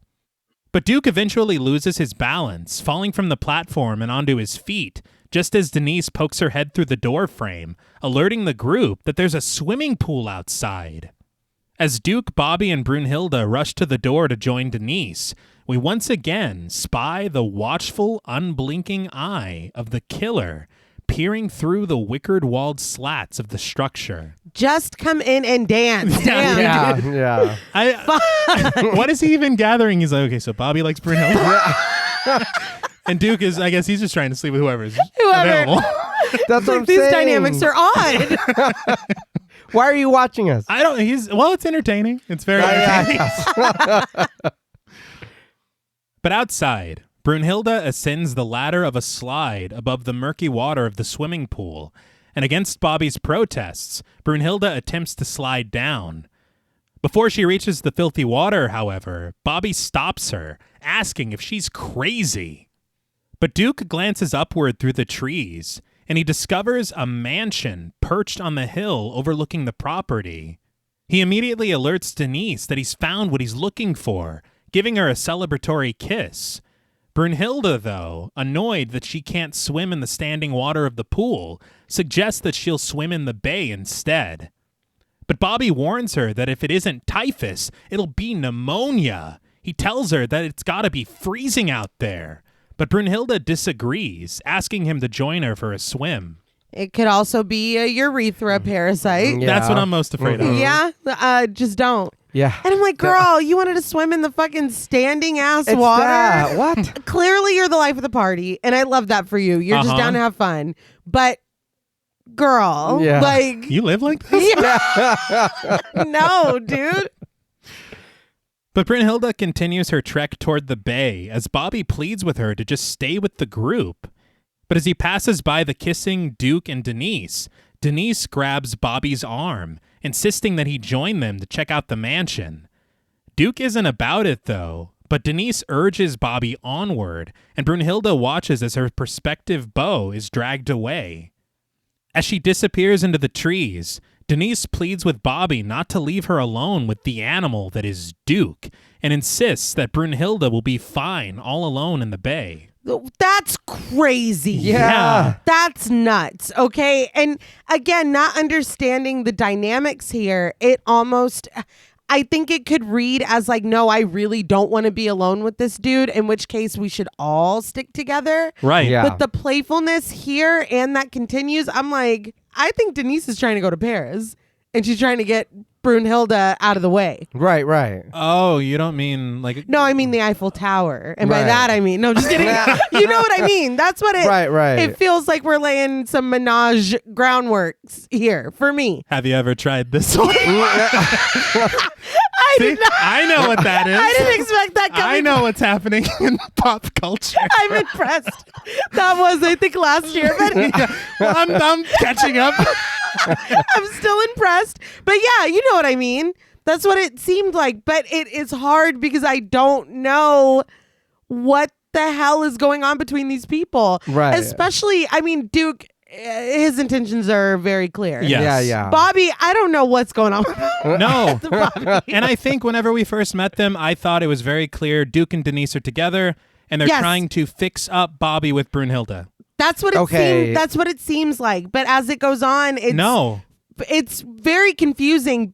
But no matter what's going on, we don't let Brunhilde wander off alone in these woods when somebody's got to feel like they've been being watched this whole time. But as the trio ascends the hill together towards the mansion, Denise breaks off from them, rushing ahead, which gives Duke just enough time to sidle up to Bobby, chiding, "Will you stop bussin'? Go take a swim, huh?" We haven't even started buzzing yet. I think words mean different things in the 70s. Oh, got it. Bobby laments that it's too cold to swim, before promptly being interrupted by an eager Denise, who grabs both men, certain that Brunhilde is just fine in the water. She claims that she's used to the cold, like all the Vikings are. I don't think that's the right nationality at all, but But whatever. she's got her own agenda. Yeah. I'll say whatever it takes. But as they reach the mansion, we spy the group from inside, Duke approaching the door to try to push it open. A nervous Bobby reminds him that this is private property and that it would be against the law to break inside. A disappointed Denise wonders what they're going to do now, but Duke counters confidently that when there's a will, there's a way, and he races around the other side of the house, insisting that it'll take more than a door to stop the Duke. So you said that the place they were in before was a nightclub. Yes. I thought that was another house. Yeah. So did I. Apparently on, I guess, the Italian version of the film, they explain a little bit in more detail Okay. in what's exactly going on, because I thought that was just a part of another bigger property. Yeah, so did I. And maybe, because I'm like, it's got a swimming pool in the back. Yeah. That's like residential, I would think. Yeah. It felt like it. But So it's a I'm nightclub. like, why are you being scared now that we've been breaking into houses all day? Yeah. But Bobby shifts nervously, certain that he should probably get back to Brunhilde. But Denise asks for him to stay, commenting that it's much better for the three of them to stay together. See? Mm-hmm. But all alone, accompanied by bright keys and the score, Brunhilde stands at the water's edge, peering into the bay. But from behind the trees, we watch as she disrobes, removing her dress and her underwear, stepping out of her shoes to ascend the dock naked and jovial. But back at the mansion, Duke finally finds a window on the opposite side of the house that he can push open, which he does with great effort, climbing inside and creeping through the dark of the abandoned house. As Brunhilde skinny dips alone in the bay, swimming through serene waters, Denise canoodles with a somewhat reluctant Bobby on the porch, enticing. "It's nice, Bobby. You'll see. We'll all be together." See? Yeah. Oh, yeah. But the front door suddenly creaks open, the sharp point of a spear jutting through the crack as Duke makes his presence known with a tribal mask placed over his face. He then lowers it in disbelief, calling Bobby a bastard and telling him that he'll get a spear in his ass if he isn't careful. So this is why you got to communicate. But overjoyed, Denise races inside of the house, praising Duke's ingenuity in French, before turning to invite Bobby inside too. Bobby walks towards the door as if in a trance, only to be stopped by Duke, who asks, "Where do you think you're going? You said you'd take the Kraut girl." It's like the Kraut girl. Yeah. So we've all just met then, because they're talking like we all just met at the club, and it's like, oh, I'll take the tall one or whatever. Yeah. So I'm like, what is this? What is going on? That's what kind of here, because I felt the same thing the whole time they were coming up here. But it is, dude, if we're living fast and free, why are you cock blocking, or why are you whatever? We're here to have fun, and we're breaking into houses and doing whatever, causing mischief. Yeah. Why are you like, no, dude? Like, what the fuck is happening? Causing mischief. Well, we are. Whose house is this? It's not ours. We don't know. And again, they seem so unbothered and not worried about anybody coming home, because they make themselves at home here. So hell, lady went off on her own. She's naked. She jumped in doesn't know who's watching them. No, doesn't I'm know where terrified they're for at. her. They're just fuck it. It's also so strange because Bobby seems like the nervous, anxious one of the group, and he's like, "I don't know, guys." But then Denise is like, "Come inside." She's like, "You got it, boss." So I'm like, what the hell? No reluctance, no hesitation. Yeah. And what I really thought was going to happen, I thought they were going to break into the Donati's mansion. Okay. Because it is vacant. Both the occupants are dead. yeah. Right. And that is not at all what happens. No. But we return to Brunhilde, who floats naked in the bay, before abruptly cutting back to a shrieking Duke who dances with Denise in the living room of the property that they've broken into. Bobby awkwardly joins their proceedings as he takes a sip from a bottle of J&B whiskey. But outside, we stalk through the trees in POV, the muffled music inside of the mansion barely audible from the front lawn. But back inside, Duke has had enough of Bobby, and after urging Denise to go check out the rest of the house, he lays into him, reminding him that Denise and Brunhilde are leaving tomorrow, so will he just get back outside and stop bussing? Dude. He's in love with this term. He's really trying to make fetch happen, I think. Yes, yeah, yes. But again, they're leaving fast and free. What the fuck? Dude, calm down. But he repeats, "I got the French one, you got the Viking." He hands off the spear and mask to Bobby, but Denise ventures deeper into the house, and after peeking into the bathroom, she finally finds what she was looking for: the bedroom. She lets herself inside, taking a seat at the edge of the bed, but on the nightstand, she snags a framed photograph to get a closer look, and unbeknownst to her, we see that in her hands, she holds a picture of Frank Ventura. Very wild of you to have a picture of yourself. Yeah. On your nightstand. He loves himself. I was gonna say, I kind of love that for him. So just something interesting about them working with a low budget. Mm-hmm. I already said that the Countess's house was a villa that Mario Bava frequented. Yeah. This house that belongs to Frank is actually owned by the producer of the film. It's his house. Okay. Oh, wow. And you see a ton of different decorations in this house and then also the apartment that he was at with Laura. Mm-hmm. These are all previous props used from different films that Mario Bava directed. Okay. That's smart. Yeah.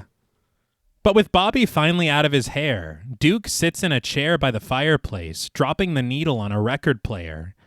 As smooth jazz emanates from the speakers, Denise returns to him, revealing that she finally found a bedroom.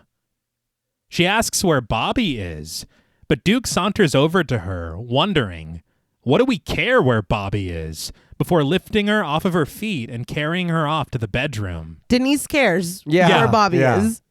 Denise laughs, pleading for him to be nice, to be gentle.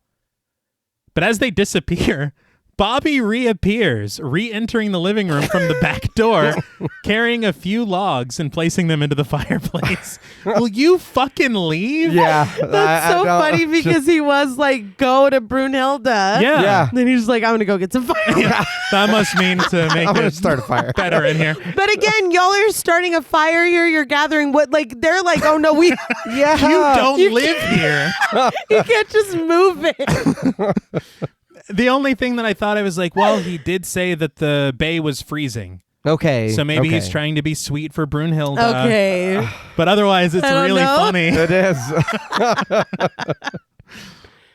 But Brunhilde continues her swim through the open water, eventually reaching the edge of the dock. But as she approaches the ladder to climb it, something cinches around her ankle. And underwater, we see that it's a small loop of an errant rope. The score rises dramatically as she wrestles with it, and in her struggle, we descend to discover that it's attached to the waist of the dearly departed and deeply deposited Count Filippo Donati. Oh, that's much worse. Yeah. I did want to talk about, you were saying about the bay being freezing. Mm-hmm. I read in that book that Brigitte Skay said that it really was absolutely freezing in the water. Wow. And obviously she's nude. Yeah. She said that they covered her body in ox fat and they made her drink a bunch of vodka, saying that that would keep her warm while she swam. This sounds like horse shit. Yeah. Yeah. She said it was utterly freezing and that Mario Bava was obviously out of the water in a sheepskin coat. Drinking cocoa. This isn't hot enough. You know, and it's wild because there is a scene later where one of the characters stops and you just see their breath. Yeah. Because I was like, there's no way that they would have her swimming naked in this, but they, No, I they guess did. They that's did. crazy. Yeah. But the Count's body shifts from the bottom of the bay, kicking up dirt and debris as it rises, just as Brunhilde is able to pull herself free from the rope. She climbs the ladder, resting there as she catches her breath, completely oblivious to the corpse of the Count, which surfaces upon the edge of the water. He floats forward, his lifeless hand outstretched, inching closer and closer to Brunhilde until he makes contact with her naked hip. Brunhilde gasps in terror at the sight before her, and after some very inspired crash zooms that I appreciated a lot, she races up the ladder, running the length of the dock as vulnerable as can be as she cries out for Bobby. The zooms, there's an era of film where it's used frequently, and it just makes me think of the 70s, which I love. Okay. But it was like her eyes, the body, her eyes, Yeah. the body. I was like, that's cool. It's a corpse. She's seeing the corpse, and we're seeing her freak out about it. Right. Why are you so I defensive? don't know. I just feel like nobody else thinks this is cool as I do. No, you guys do. Yeah, it's really I cool. think it's cool. I think it's cool. It didn't work for me, I'll be honest. I was just like, oh, that was a choice. It was interesting. It's stylistic. It is. It just, for me, I was just like, it's a body. He's gonna flip the table. Yeah, this is unfucking believable. No, Did you see the body? He's quitting the show. I think that it's so cool to me because it's also just like this heightened drama, maybe notably used in giallo films. Right, right. Where, you know, even the music is heightened. Yeah. I just had a lot of fun with it. That's all. God damn God it. damn it. It was cool as hell. But frantic, she finally reaches the shore, stepping back into her green dress and shoes and leaving her underwear behind as she clatters clumsily to the last place she saw the group, the deserted nightclub. That's what bummed me out too, because not only did we send her off alone, we moved locations. Yeah. Like she doesn't even know where the hell we are. You're just dancing. Yeah. Lighting fires and shit. Reaching the dance floor, the score rises tensely around her as she peers into the kitchen, the creak of a cabinet door catching her attention.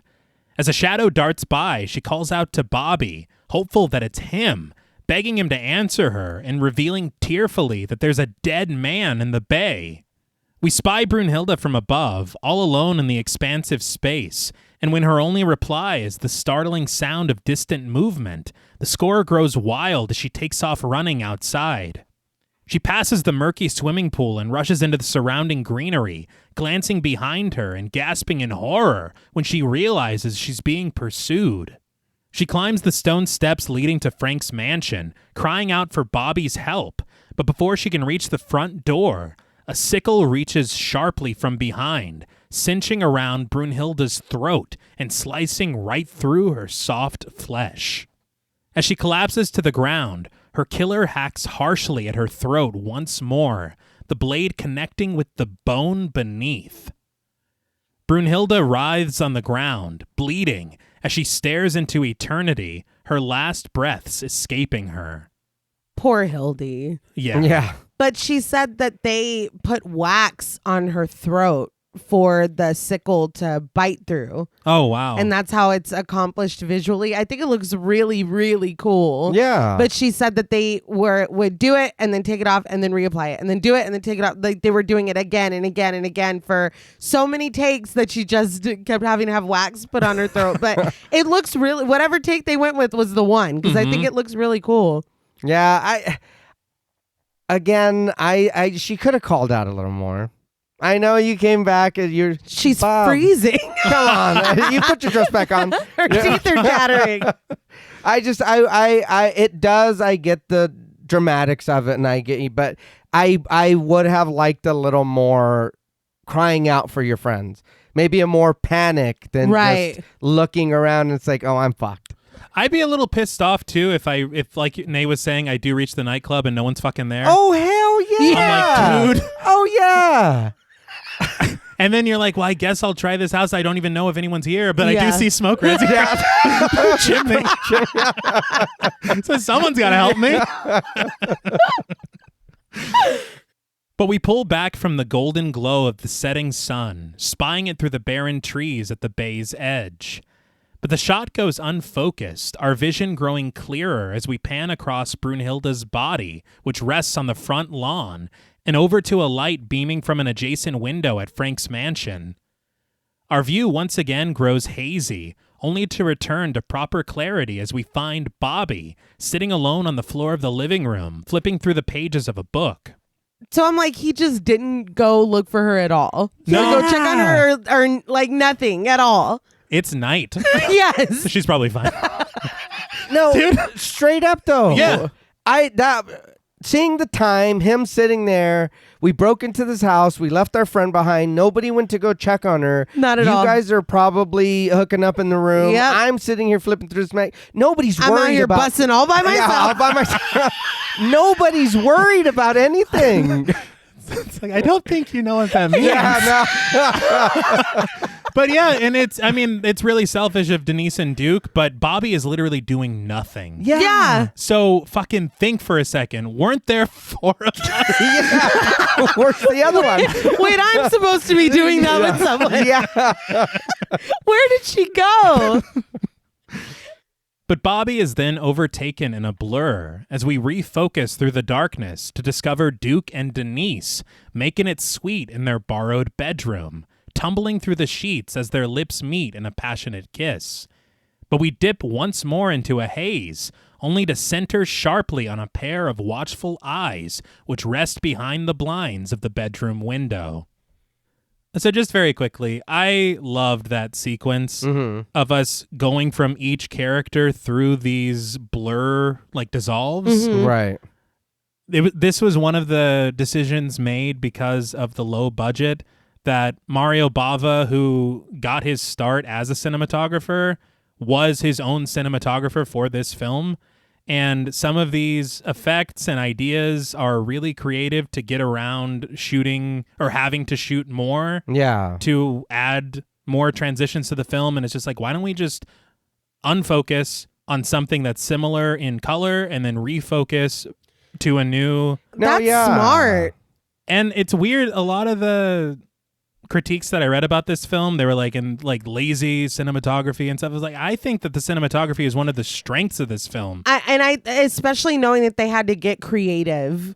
Like, I think that is a stylistic way to compensate for a potentially expensive problem. Yeah. Right. And it saves you from doing fucking 3 or 4 star wipes in a Yes. row. Yeah. Like, dude, then you Yes. would bitch about that. Yeah. Like, I'll be honest, the blurriness and then focusing back isn't my favorite, but I understand what's going on. And like you're saying, we had to get creative. We're balling on a budget. Right. Exactly. We've got to do what we got to do. But yeah, I think it's fine what's going on here because if we've got just star wipes, you know what I mean? It's like, dude, okay. No, we do love a good star No, wipe. yeah. And But don't overdo it. isn't it more creative than a bunch of abrupt cuts too? Yeah. Yes. No, Like, yeah. Let him live. Something else I read, they couldn't afford like a dolly or a track or anything for the majority of this film. I don't think they used one at all. Right. What Mario Bava used was a child's wagon, and he just put the camera in it, and he pulls it in such a way that it's still smooth. I'm like, did it work? Yeah, and it does. It's like, even this late in his career, it's like you can still be inventive cheaply. Yeah. It's impressive. But a chittering noise interrupts the peeping Tom, and he stalks from the veranda in POV, tiptoeing past a tree over to a windowsill lined with potted plants. He reaches a hand to the furthest one, toppling it to the concrete, where it shatters loudly, drawing the attention of Bobby in the living room, who immediately closes his book and makes his way to the front door. Going investigating in this house that y'all have broken into Yeah. is a very bold move. That could literally be the owner coming home. Oh, yeah. What are you going to do? Yeah, he always breaks his plans when he comes home. It's how he knows the day is over and you're going to fucking rock up. How dare? Welcome. It's like, oh no, who are you? Why is there smoke coming out of the But with pep in his step and the clear assumption that it's Brunhilde at the door, Bobby opens the door with a smile, which soon sinks into a fearful frown when the killer stands before him instead. And with a shriek in the score, the killer sinks the sickle sharply through Bobby's face, the long blade lodged lengthwise with a sick crunch. Bobby lowers himself to the ground, admittedly. Yeah, he does. He doesn't fall. Well, that would have been real. Yeah. But his eyes search to make sense of his sudden slaying, as his blood gurgles from his lips and his eyes slowly close for the last time. So this looked fantastic. Yeah. This I loved. This is when I was like, okay, now we're cooking a little bit, I think. But it was Carlo Rambaldi who did the effects. Oh, wow. Yes. Okay. But what they did in multiple areas was sculpt body parts out of wax and then rigged them to explode with blood when they're punctured. So here, this was an entire wax head. Really? Yes. Huh. Then they pre-cut a blade and settled it into a recess that they made on his actual face with putty. And this way you can see him blinking and reacting to being struck with the sickle so that it makes it look more realistic. And with just really quick and clever editing, they went back and forth between the wax head and the actor with wax carved into his face, and then the carved out blade settled into it. It is so effective. Yeah. It looks incredible. And for that to be, because in a lot of films, it's like, oh, okay, that was it. I think it happened so quickly that a full wax head, like obviously this dude didn't really take it in the face. You know what I mean? But it's like, it's done so well. Yeah. It just looks really fucking good. No, I did really like that, and I'll be honest, I wasn't expecting that. No. So when he did catch the sickle or axe or whatever the hell it was to the face, I was like, oh, damn. Well, and it's like, I feel like things have been moving so slowly in this film that it's like Brunhilde and Bobby it's like, oh shit, like we're really, and I know it starts off with 2 deaths, but and since then it's been moving pretty slowly. Yeah. And so it's like, well, we are like really ramping up and escalating now. Yeah. And it's a jarring kill because you don't anticipate it. No. But it reminds me, we talked about, I can't remember if it was Black Sunday or Black Sabbath with Eugenio Bava's waxwork. Yeah. That he did. And it's kind of staggering how impressive it is. Yeah. It's a little eerie. Yeah. It's too real. I don't understand how you're doing this in the 60s and 70s, but I can spot a fake head a mile away now. Yeah. What the hell's going on? I don't know, man. But the killer retrieves his weapon from the weeping wound, rolling Bobby over to rest face down in a pool of his own blood.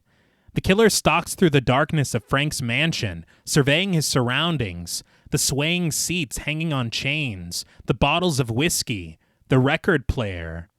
But there, at the far end of the sofa, he sets his sights on the sharp edge of a spear.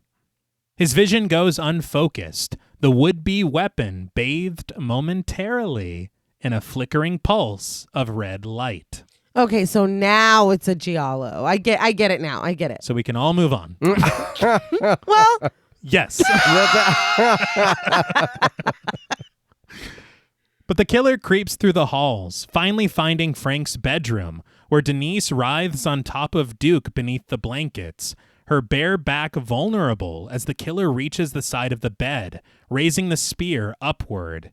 And with tremendous force, he stabs it sharply through Denise's spine and Duke's stomach, the point piercing all the way through the mattress and the box spring below. Duke's desperate hand tears through the once white sheets as Denise struggles on top of him, the long handle of the spear sticking straight out of her back as her blood pools with her lover's, and the pair slip into the true death rather than the little one that they were chasing. Well, she was trying to finish. She was not. There was a lot of movement. Yeah, there's a lot of strange movement going on throughout this whole process, really. It's like, what a champ, man. In that book, they did talk about mechanized dummies, and maybe that's I think that's fair. That could be what's happening. Because Duke's beneath her, and he's holding his arms in such a way almost like, here's her back. Yeah. If anyone's trying to kill the both of us.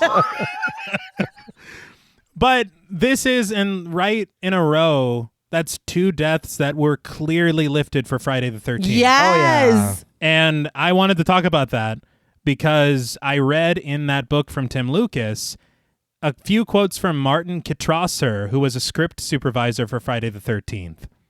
He, and I think Nay might have told me this in the past, but he was such a massive fan of Mario Bava's work that he named his firstborn son Mario Bava Kitrosser. I did. Yeah. Yeah. But he said that Sean Cunningham and Victor Miller, I think is the other screenwriter, studied A Bay of Blood before making Friday the 13th. Okay. And wanted to follow the language of it in order to make their slasher more efficient. Yeah.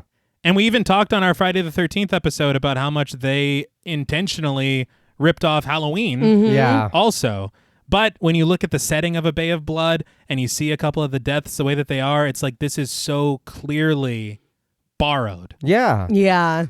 Something that did piss me off a little bit, but after they lifted so heavily from A Bay of Blood for Friday the 13th and Friday the 13th Part 2, Kitrosser suggested that they add to the credits, because it was 1981, I believe, and Mario Bava died in 1980.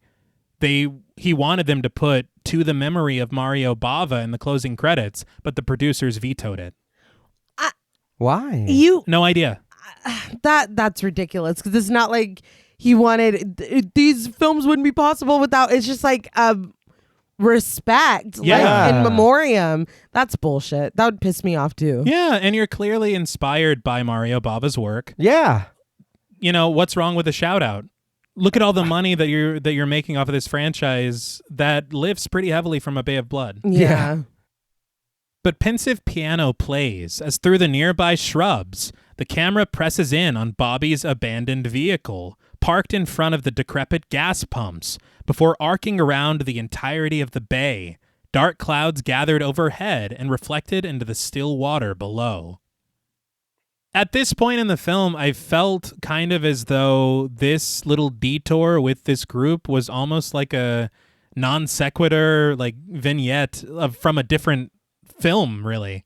Okay. Well, it doesn't feel connected. Yeah. Right. And I think it's the thing because the beginning with the Countess and the Count, it felt so Mario Bava, but this like graphic violence and these kills, it feels so of a different vibe. Right. And it doesn't feel connected to the narrative really because it's like you didn't even go to the Donati's house. Like it's so confusing.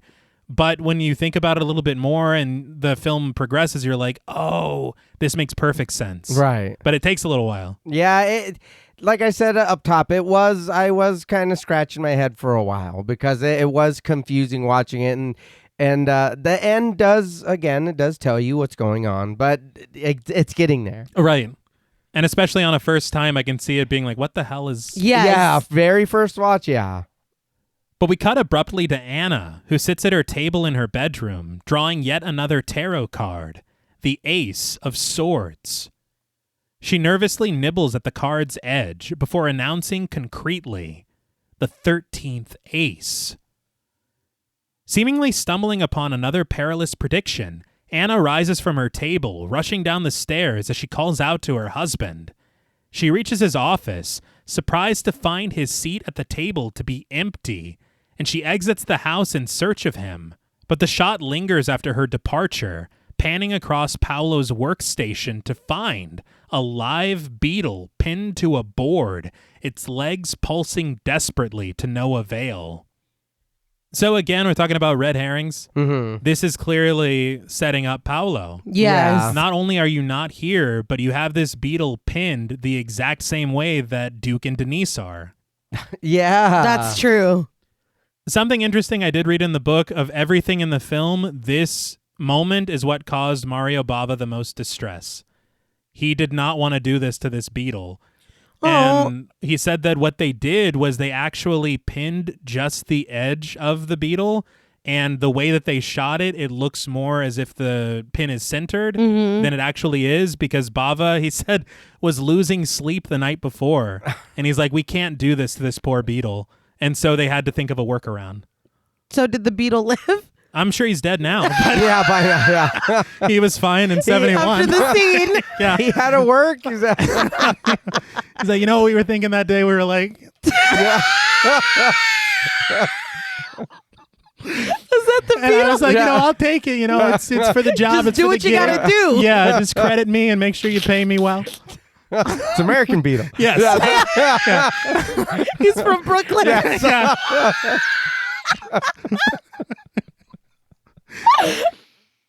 But outside of her house, Anna stands cloaked on the piazza, her eyes scanning the surrounding area for her husband. But we find Paolo hidden in the shrubs, watching as Bobby's yellow dune buggy is driven down the road by an unknown motorist. So it's like, all right, I guess he isn't doing it. Yeah. Right. But her search fruitless, Anna retreats from the blue darkness and back into her home. But out on the bay, Simon stands at the edge of his boat, covering unknown contents that rest on the deck with a large green tarp. But when he hears the sound of movement nearby, he angles a large light at the dock in the direction of the sound, and we match cut from this light to the beam of a flashlight held by Renata, who stands at the front door of her caravan, calling out to Albert and asking if he's coming with her or not. Another really cool match cut situation. Yeah. But Albert shushes Renata as he joins her, worried that she'll wake the kids, noting as he closes the door that it took him a half an hour to get them to sleep. Renata is puzzled as to why he's leaving the light on, but Albert reminds his wife that their children are afraid of the dark, something he tells her that she already knows. Renata just scoffs as they reach their vehicle, certain that Albert is going to spoil their children. But Albert admits that he'd rather spoil them than leave them all alone. Yeah. Climbing into the driver's seat, Renata spits that if he would have just listened to her, the kids would be at their aunt's right now. But as Albert joins her in the car, he counters that in that case, they're better off alone. He adds, children should stay with their parents. Renata snaps at Albert to not start that again, and instead, he should think a little bit about what they should ask the Fassadis. This surprises Albert, who thought that he was the one who didn't know how to think. Renata just sighs, recalling a previous conversation that we clearly weren't privy to. But she concurs that that's the truth, adamant that the two of them wouldn't be in this place at all otherwise. Hello, Dr. Orna. We've got another couple for you. Got another job for you. But as the car drives away, leaving the caravan behind, Albert and Renata's young son and daughter, played by Renato Sesti and Nicoletta Elmi, respectively, gather at the window of the camper, pushing past the red curtains to watch their parents speed off into the night. They're not even asleep. Nope. Yeah. These kids are forgotten for a very long time. Mm-hmm. And I spent the remainder of the film as Helen Lovejoy. Won't someone please think of the children? I was so... They never left my mind from seeing them and then watching them leave. I was stressed. I'll be honest, I was very surprised. I was like, well, where'd this trailer come from? Where the fuck are we? What? You're leaving your kids here? Yes. There's a murderer out here. Yeah. It was very, what the hell? But I did, honestly, I went the other way. I completely forgot about him. I just was like, what is this? What is this element now you've put in here? Why did you show me this? Mm-hmm. What the hell? I think I was setting myself or preparing myself for a very tragic ending for these kids. Okay. Because I was like, they're going to come back and something horrible is going to have happened, or they're going to get out and something's going to happen, because you can't do this. No. Like, you can't just do this. No. And I think I was with JP's line of thinking on this because I forgot about them too. Right. There's so much stuff going on this bay. Yeah. That it's like, I'm not thinking of two kids hanging out in a caravan. I'm like, all this, and y'all left your fucking kids out there On top of of everything I'm witnessing. Shit gets crazy. It does. It does. But you see what I mentioned at the top of that story chain reaction that the two of them started writing about the kids left behind. Yes. These are the elements that were left behind. Yeah. Okay. But the percussive main theme plays as Renata definitely, absolutely is driving this car for real. She's all over the fucking road. But through the windshield, we see the long, narrow stretch of road before her, caught in the bright beam of her headlights. Albert sits silently by her side as the pair pass Frank's mansion, the bright lights cast against the exterior of the structure, and we see Frank standing at his front door, his key in the lock. But before he can twist it, he turns to take a look at the passing car. This scared the shit out of me because I'm like, what is he about to stumble upon? Yeah. Scared the shit out of me might be too far. It worried me. You're very worried. Yeah. But Renata continues down the road, passing a sign for the bay as they pull onto the Fassadis' property, parking outside.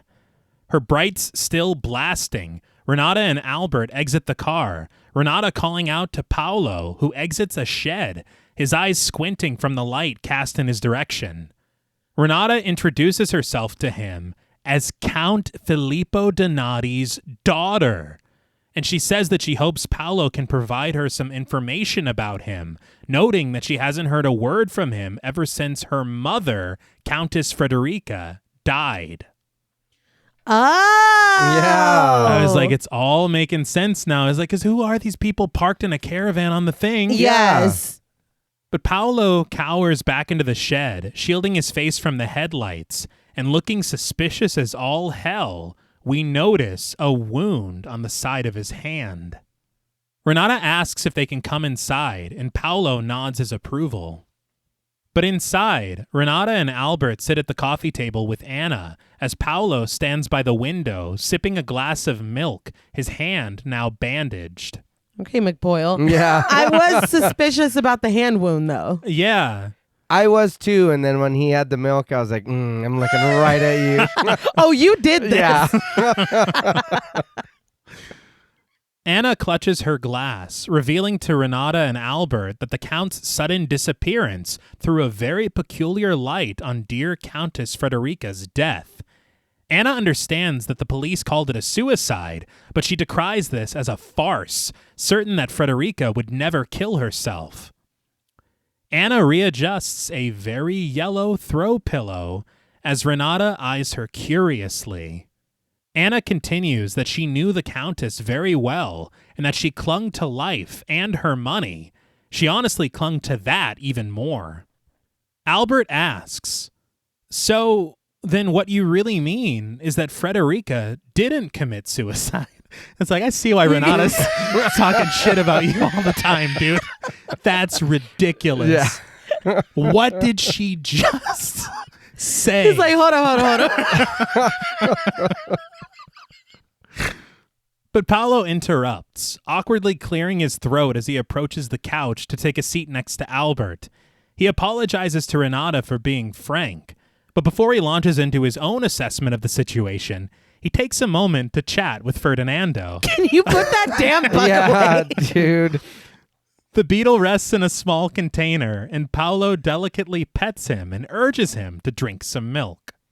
Albert doesn't even try to hide the puzzled look on his face as he watches Paolo and his clear affection for this beetle. Yeah. He's like, is that Beetle from New York?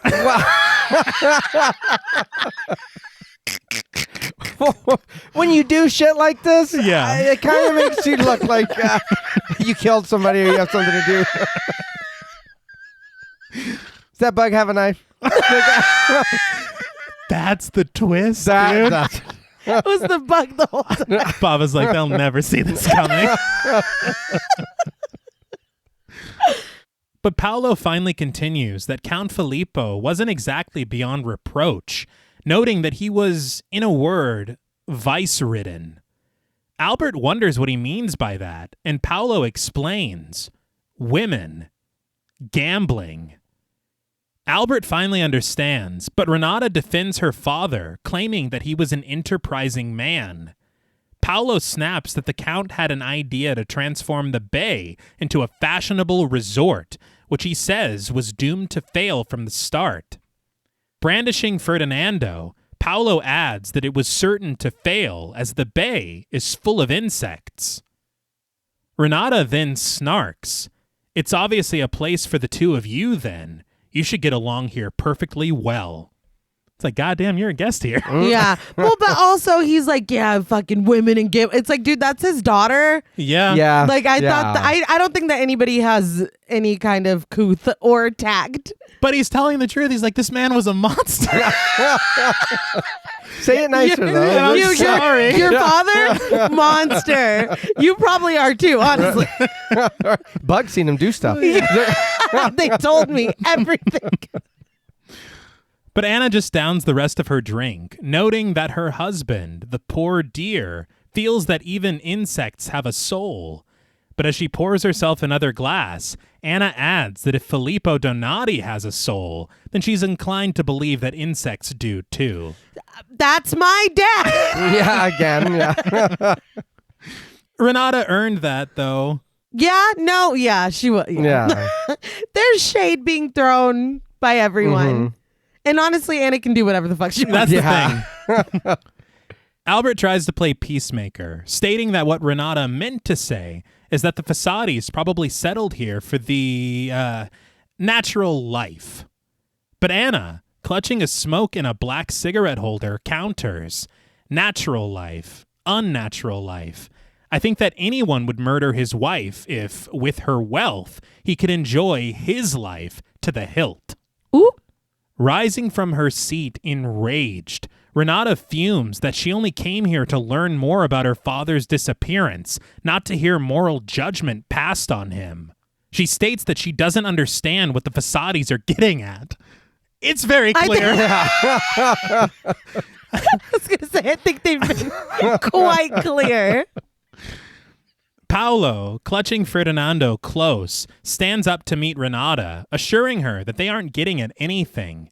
But he says that he hopes that she doesn't intend to reopen any of the nightclubs, gas stations, or any of the other devilries installed here by her father if she manages to inherit the bay.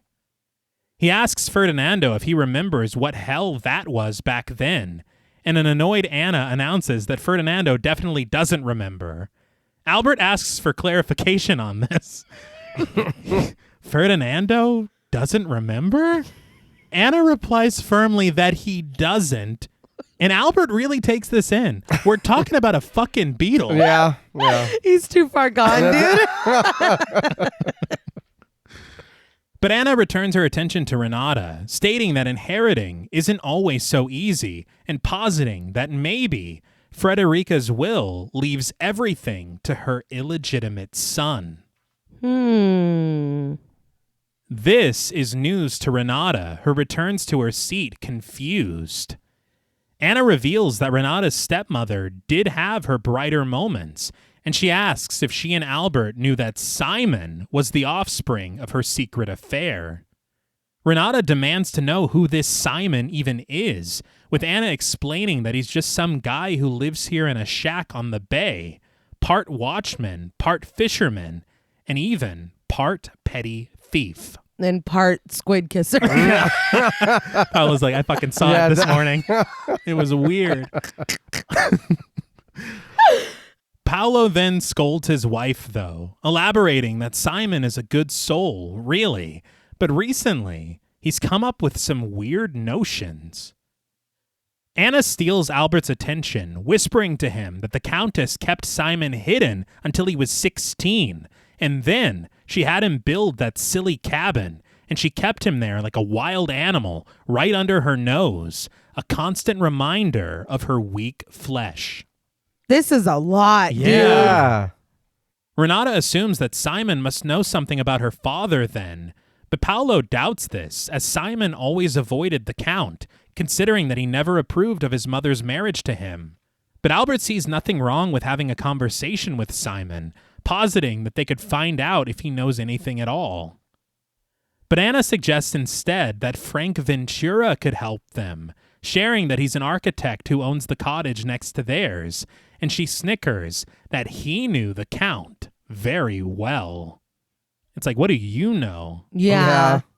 But Paolo leads Renata and Albert outside, striking a match to light his cigarette, and Renata confirms that Simon's cabin is right on the bay, but when they walk to return to their car, Paolo alerts them to a shortcut, a path that they can take on foot that will bring them to the cabin in just 2 minutes.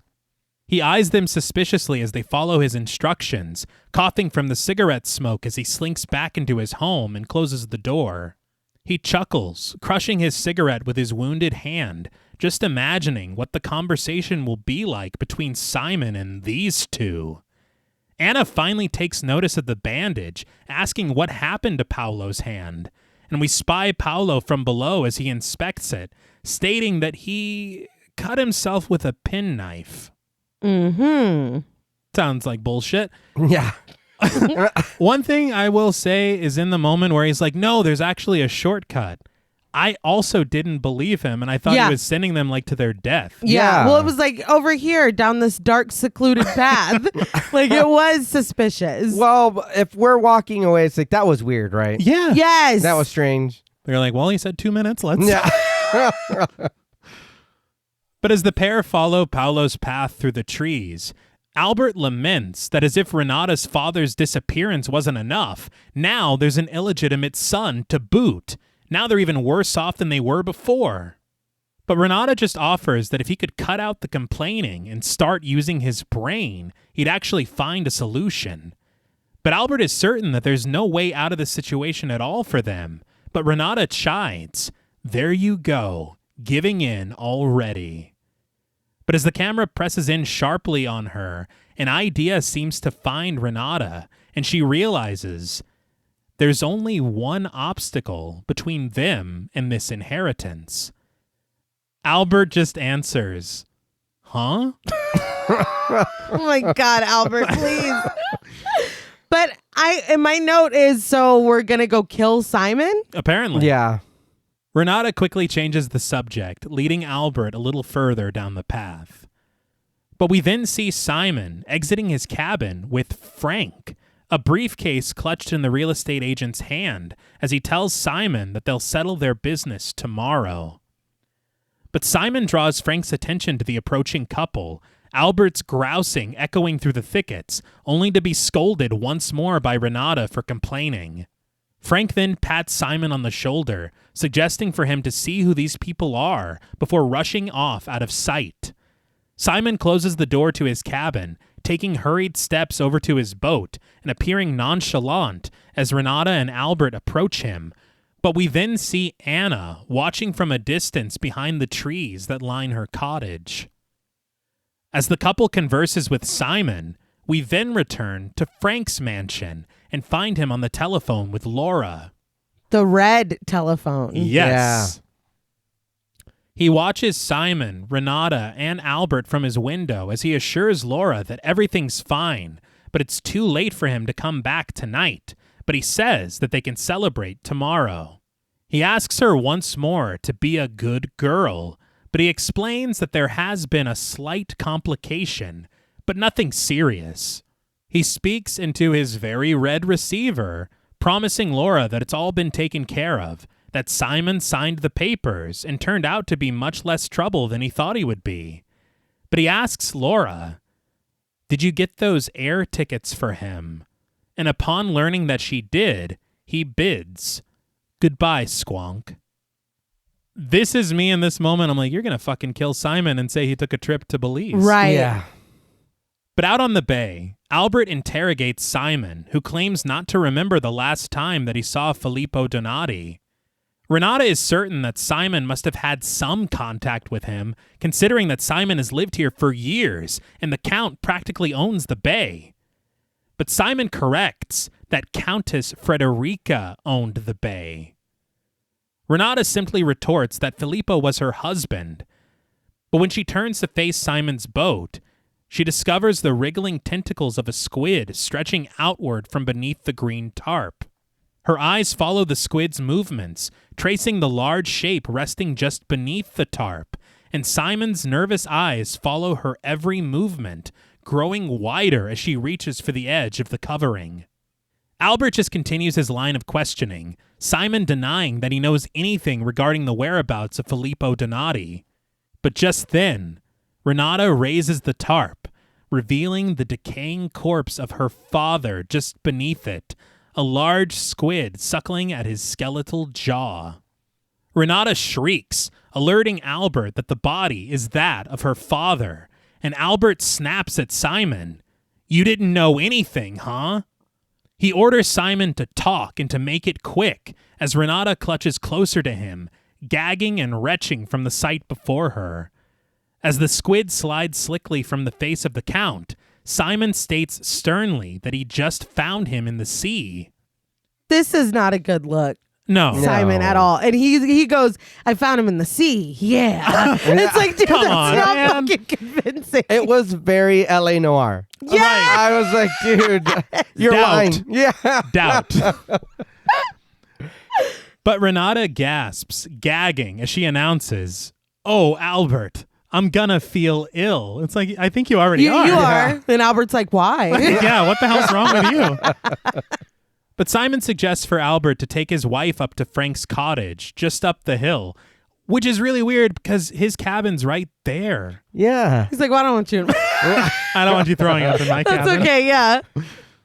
But as Albert corrals Renata and leads her up the hill, Simon snags the squid suckling at the Count's face and tosses it into the bay with a splash.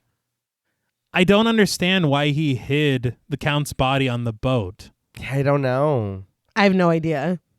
It just doesn't make a lot of sense. Why didn't you take him into the cabin? Yeah. You're here having business meetings with Frank, apparently. And also in this moment, Frank knows that you're the only person who can sign over shit? Right. Yeah. Yeah. That's very suspicious too. It is. Maybe he's just like, nobody's going to move this tarp. You know what I mean? Like, But we can that's talk right over it. I can keep my eye on it, you know? Mm-hmm. But once they reach Frank's house, they call out to him, letting themselves inside through a sliding glass door. Albert rests the weary Renata into a chair, and after offering a soothing touch, he searches the house for Frank, entering the far hall and calling out to him again. We see Frank, standing silent in the cellar, eyeing a small axe and a length of rope that hangs in front of him on the wall. After receiving no answer, Albert ventures onward, knocking on Frank's bedroom door and opening it to find no one inside and the bed properly made. I was like, what the fuck? Yeah.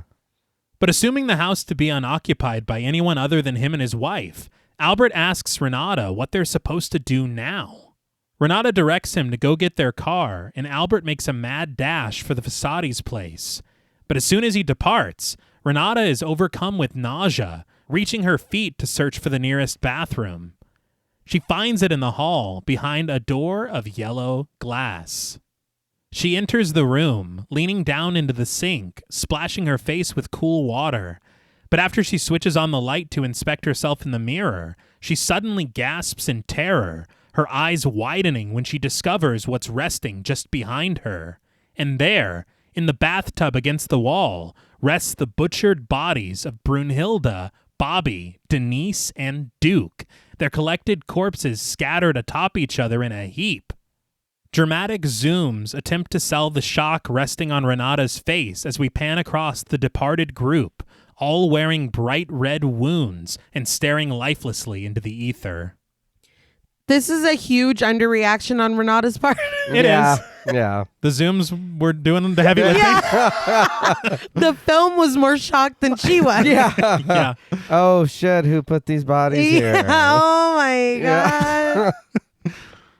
Renata staggers to the door, leaning on the knob when she reaches it, her eyes closed as she attempts to collect herself.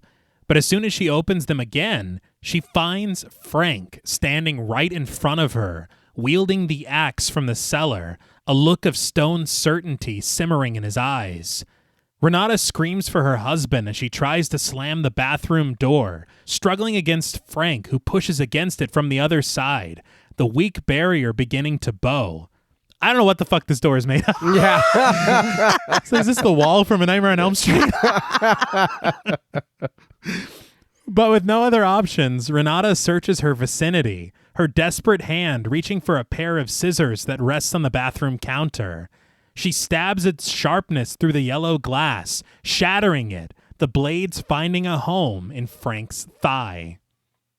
And so at this point, you're like, okay, the bed was made. Yeah. So somebody knows about the corpses in here. They were moved to the bathtub. Yeah. Someone definitely knows about the corpses in here. And then we see Frank again, and he's trying to fucking kill Renata. Yeah. Yeah. So I'm like, he murdered those Right. elder teens. Oh, yeah.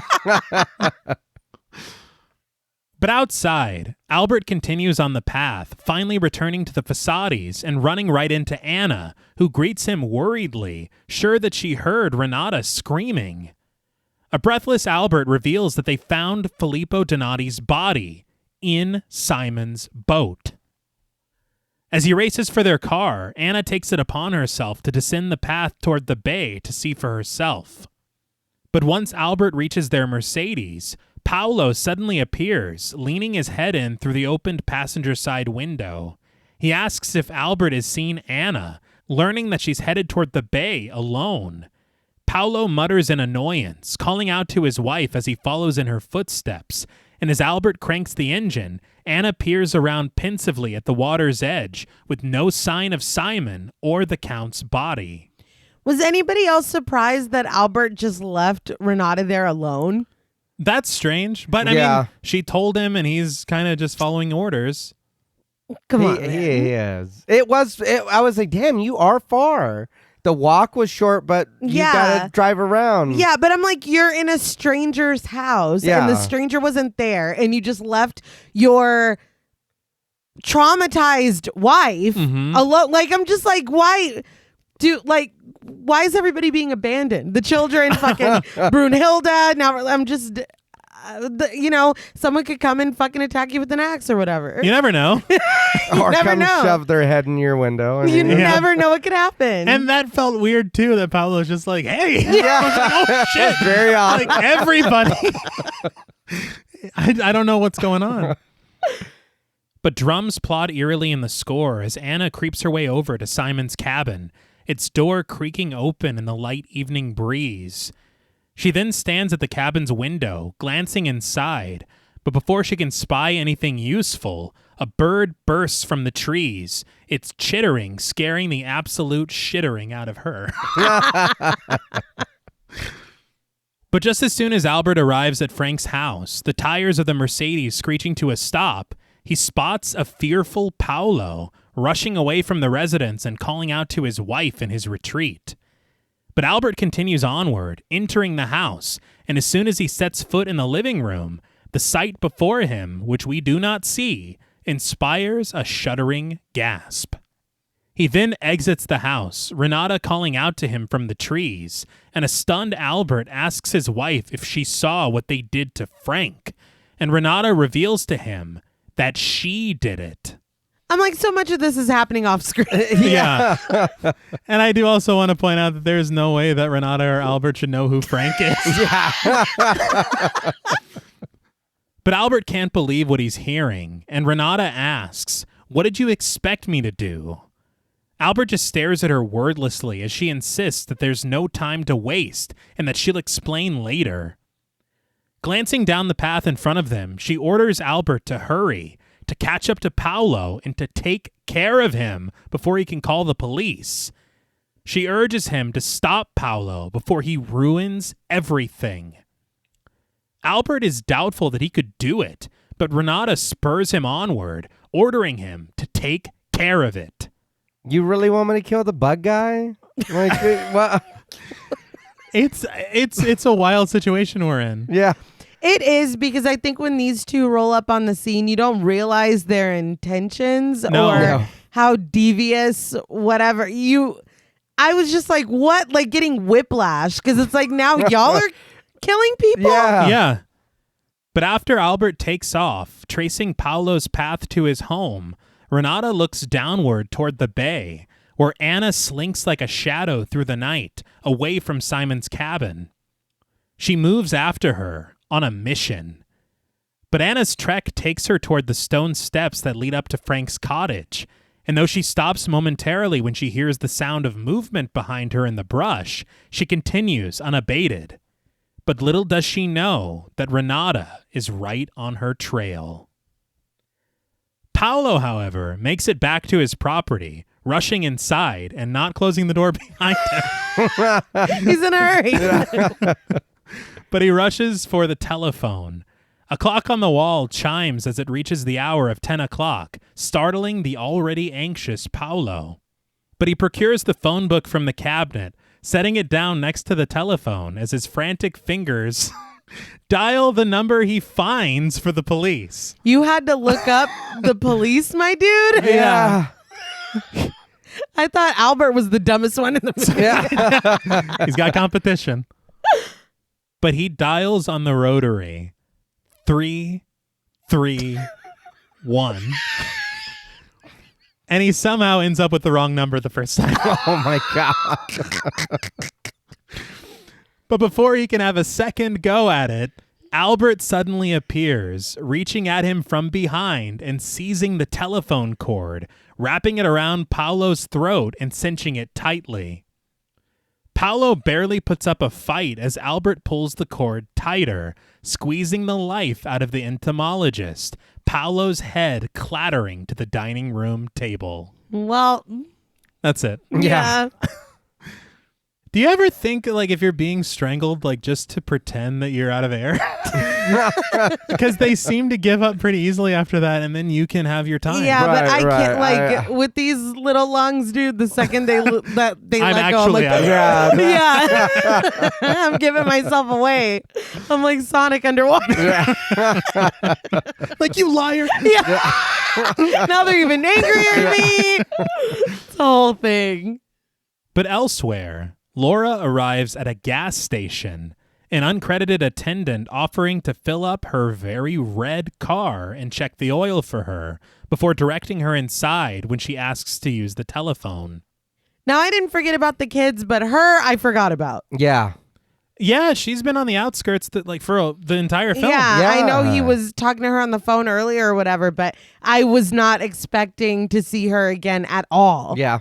I was the same way. I was like, oh, shit, that's right. But she dials Frank at his home, the phone ringing incessantly to no response, which seems to trouble Laura, who hangs up and returns to her vehicle. But we then see Anna entering Frank's house, creeping her way into the hall where she finds him in a heap of shattered glass on the floor. She inspects his body, finding his femoral artery severed and the sinful pair of scissors that did the job resting just to the side of him. Anna kneels beside him, surveying the carnage as the score climbs to a tense crescendo around her. But just behind her, the sharp blade of Frank's axe is raised above her head, hovering harmfully for a moment as all goes silent. The weapon is then brought down forcefully through her pale throat, decapitating her, blood spurting from the stump at her neck, the camera pressing in sharply and giving us a ghastly glimpse of gore and bone. That head came clean off. Yeah. But I'm like, again, these reactions, you would think these people see dead bodies every day. The bay is just filled with them. Yeah. But this was a tragedy. It was. Yeah, I was a little shocked because I was like, I know you're not going to make it, but when is it going to happen? Yeah. And then that just head off. I was like, oh, damn. And so graphic. Yeah. She didn't deserve that. No. I kind of expected her to say something about these prophecies that she's been having. Yeah. What about that? You know, because she just discovered a dead body. She's been mourning about it the whole film. Yeah. And also, I will say, but the axe was just out of Frank's reach. So Anna just walked right next to her. It's wild blocking, I feel. But rather than seeing Anna's cranium clatter to the floor in Frank's hallway, we match cut back to the caravan, where a clay sculpture of a head crashes to the ground and into pieces. Renata and Albert's children collect the pieces to dispose of them. And this is just how much these kids were not on my mind, because we do return. Yeah. And I was like, I don't know who these are. Go back to the bay. Someone was just decapitated. But near the bay, the kids' parents reconvene together, Albert announcing loudly, "Reneé, I did it!" only to be scolded by Renata for shouting. Albert then whispers, "I killed him." Renata insists that Paolo and Anna could have saved their lives if they had just minded their own business. She smiles that at least now there are no more witnesses. Albert can't believe that Renata killed the wife, too. But Renata just implores her husband to stop being such an old maid, instructing that you have to rely on instinct in certain situations like this. Albert, we're murderers. Get into it. Albert takes umbrage at being called an old maid, considering that he just killed somebody for her. Yeah. What the fuck? It's very fair. He begs her to just get out of here, certain that things are going to turn out bad for them if they stay. It's like, things aren't already bad. I got a bad feeling about this. This is fine. But Renata seethes that if Albert is such a coward to just want to run and place the whole thing on her shoulders, he can go right ahead. But she states certainly that she has no intention of losing the bay right now, when it's theirs for the asking. A confused Albert asks how that could be. Albert, please. Renata just shakes her head in disbelief that he still doesn't understand. It's Simon. All they have to do is get rid of Simon. He's really just along for the ride. Yeah. And Simon is...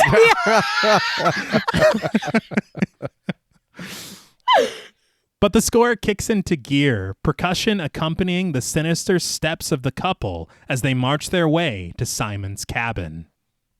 But the pair stops, hiding behind shrubs when they spy a figure just ahead of them. It seems to be crouching as it makes its way through the trees at the edge of the bay. But upon closer inspection, we realize that it is the corpse of Count Filippo, slung over the back of Simon, who carries his body across the docks to dispose of him once again in the water. I almost got excited. Look, your dad's up. He's walking. It's Weekend at Bernie's. Yeah. This honestly was really unsettling to me. Yeah, it's weird. You're watching it and you're like, who is that? And you're like, I've been staring at a corpse this whole time. Yeah. It's pretty wild. Renata and Albert lie in wait, but they almost have their cover blown when bright headlights beam at them from a passing car. Laura's. She continues onward without incident, reaching the end of the road and parking out in front of Frank's mansion. But crouched with his wife, Albert whispers that there was a girl in that car. He worries what could happen if she saw them, but Renata just answers him assertively. What happened to the others? She does not give a fuck. Damn. She's got a taste for meat now. Yeah.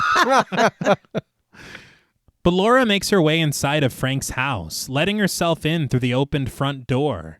Removing her jacket, she calls out to Frank, and from the hall, we see a bloody hand reaching outward, dragging the body it's attached to into the living room. Frank, still alive, pulls himself weakly into the room. What? Yeah. So, for as angry as Renata is, I mean, Albert finished the job. Yeah. I'm just saying. That is true. I mean, I don't know how proud we should be. Right, about murder. Yeah. But I mean... Be more like Albert. Laura rushes to his side, pleading to know what happened to him. But Frank just rasps, "Simon, quick, find Simon." Go out to where the murderers are and bring back Simon. Laura is more concerned with Frank's condition, but he just implores her to do as he says, find Simon and bring him here. Hurry! Laura then departs the mansion for Simon's cabin under the watchful eyes of Renata and Albert. She reaches the structure, letting herself inside and venturing deeper in search of Simon, only for him to return just behind her, closing and locking the front door. Eep. Laura approaches him hurriedly, alerting him to the fact that Frank has been wounded. But as Simon turns to face her with a look of ire in his eyes, Laura realizes that something is wrong. And just behind her, we notice a sickle is stabbed sharply into a wooden post in Simon's living room. So, Yeah. there it is. The nerves rising within her, Laura asks Simon why he closed the latch on the door just now. But Simon seethes. You finally came back to the bay, huh? Laura stands puzzled, but Simon clears it up for her. You and Ventura convinced Donati to murder my mother. As Simon slowly approaches her, Laura backs away, trembling that she has no idea what he's talking about. But Simon retrieves his sickle, warning, "Don't play innocent with me, you no-good, filthy whore." I was like, God damn, Simon. Please. I get that you're mad. But he glares at her, repeating his accusation. You made Donati kill her. You wanted to marry him, you slut. Calm down. Yeah. Dragging the blade of his sickle across the dining table, he adds that Laura was even ready to screw over Frank, too. Laura assures Simon that he's got it all wrong, but he orders her to shut up, accusing her of wanting to take his mother's place, and for that, he threatens that he's going to kill her, just like he did Donati. Oh. But I'm like, what?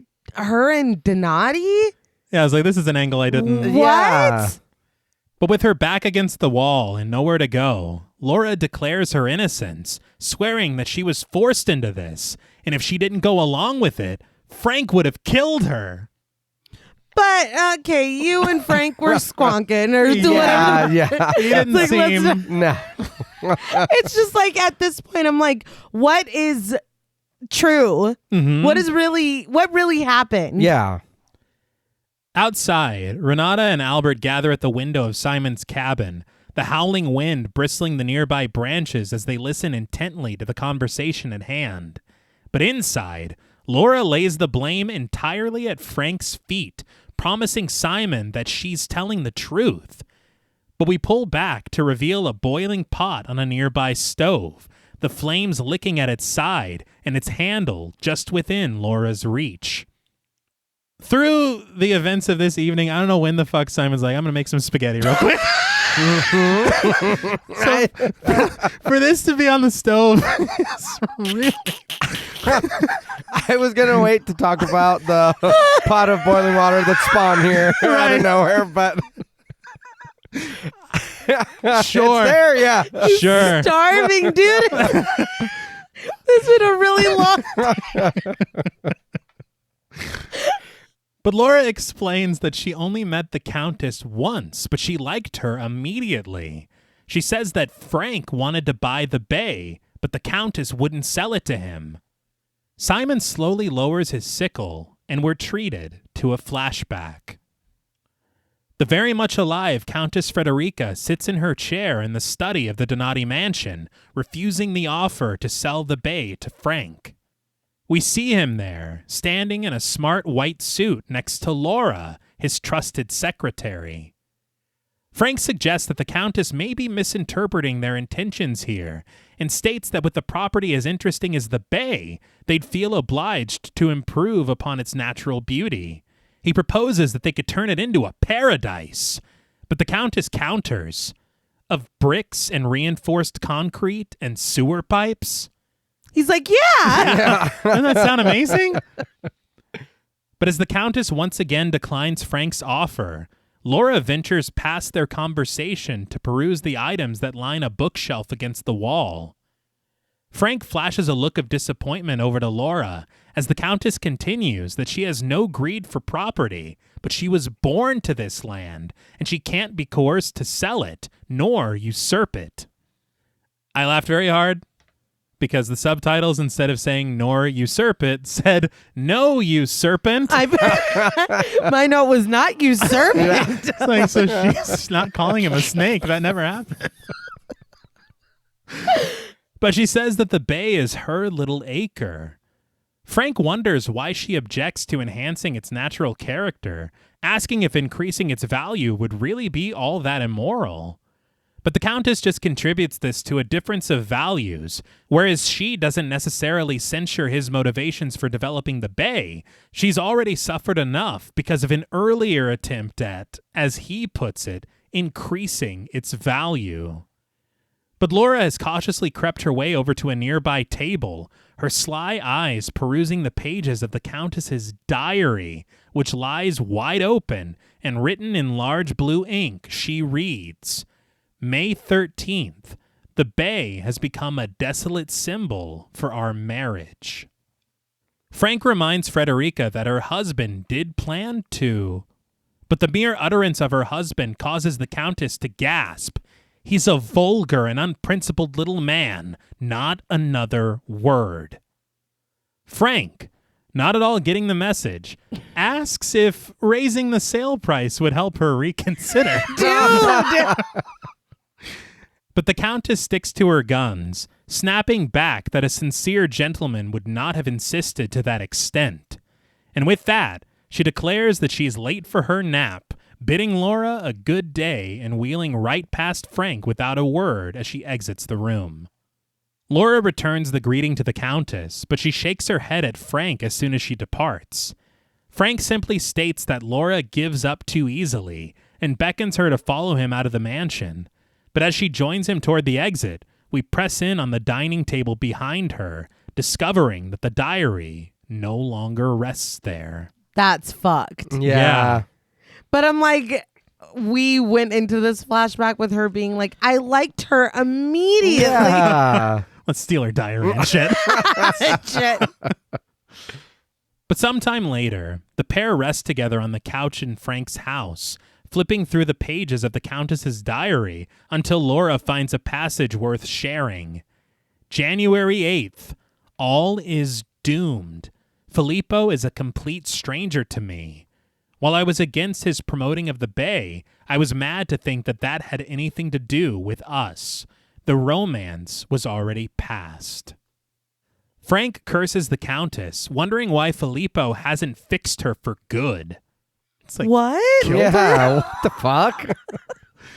But Laura stumbles upon another interesting passage, revealing that the relationship between Frederica and Filippo ended on the 13th of February. She reads, "His heart is barren, all is finished. Oh dear death, come swiftly, come silently." That said, say less. Laura sympathizes with the Countess, commenting that she's very romantic. But Frank directs her to read the last part of the passage one more time, and Laura does as told. "All is finished. Oh dear death, come swiftly, come silently." An idea suddenly stirs within Frank as he sits up, taking the diary into his hands to inspect the pages a little closer. That's it. This is just so fucked up. It Yeah. is. Laura remarks that she thought Frank wasn't interested, but he mutters, "February 13th. Clutching his cigarette, Frank leans casually against the couch, remembering that the Count once took a liking to Laura, didn't he? Laura smiles that this is absurd, recounting that she only saw him once or twice in his club, and Frank was the one who brought her there.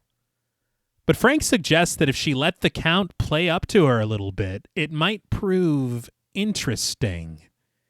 He leans closer, caressing her face, and noting that he doesn't think that it would be very hard for her. And to this, Laura merely requests to know the rules of the game, but Frank reminds her that she just read them, and he hands her the diary, telling her, "They're in here. The Countess spelled it all out for us." When asked for more detail, Frank elaborates, "A noble lady desired death to the point of suicide. Frank proposes that come February 13th, her old diary will be up to date, and on this day, Donati will kill his Contessa. He says a page from her diary will act as her suicide note, placed near her body, and the Count will become the rightful owner of the bay, and he'll sell it to Frank." He takes a satisfied puff of his cigarette, and Laura asks if he expects her to convince Donati. Frank gives her exactly 2 weeks to do it, but he assures her, "You'll do it. No trouble, darling." Thank you for spelling everything out for us. But this is wild. Yeah. Yeah, we gotta hope this works. True. Right. And also, it's like Laura's just fucking lying to Simon right now. Oh, yeah. Oh no, Yeah. yeah. But back in Simon's cabin, Laura swears that she's telling the truth. Frank wanted to buy the bay, and when Frederica refused to sell, it was his idea for Laura to seduce Donati. She was forced to make a play for him. But she stutters that she didn't know that they were gonna kill him. She didn't know. But Simon cuts right through the bullshit, cursing Laura as a lying bitch. He rages that she knew damn well what they were going to do, and that she's just as culpable for the crime as Frank and Filippo. Incensed that she's now attempting to get him involved in her filthy game, Simon once again raises his sickle, threatening that he'll kill Laura. But just as he charges for her, Laura finally reaches the handle of the boiling pot, hurling its heated contents directly into Simon's face, scalding him. He screams, but when Laura darts for the door, Simon heads her off at the pass, tackling her to the ground. As they struggle against each other, Simon reaches his hands around Laura's throat, strangling her, his eyes frenzied and focused as he watches her life slip away. He whispers, "You lied. You lied." But we suddenly find ourselves in another flashback, Laura sitting in the passenger seat of the Count's car. As the camera arcs around the vehicle, spying the pair through twisted branches, Laura goes cold on the Count, pulling away from his affections and explaining that she doesn't just like being his lover. She prods for him to get rid of Frederica, and then But Filippo reminds her that they've already discussed this, and he's worried that their proposed plan could fail. But Laura's voice, stern with certainty, echoes through the malicious memory. It won't fail. Yeah, everything went super according to plan. Yeah. But when she threw the water in his face, I'm like, yes, finally. But then I'm like, wait, you're bad too. Everyone here is fucking horrible. Yeah. Like, there's no one to root for No. at all. Anna was cool, but Anna was cool, but she's gone. yeah, she's dead. But Simon stands over the body of Laura, her lightless eyes staring to the ceiling and her mouth agape in frozen fear. And again, there was something really unsettling about her face in that shot. Yeah. It's like, good Lord. Yeah. I do want to ask, though, he's not burnt anymore. He's like, that was my dinner. I'm immune. I don't know.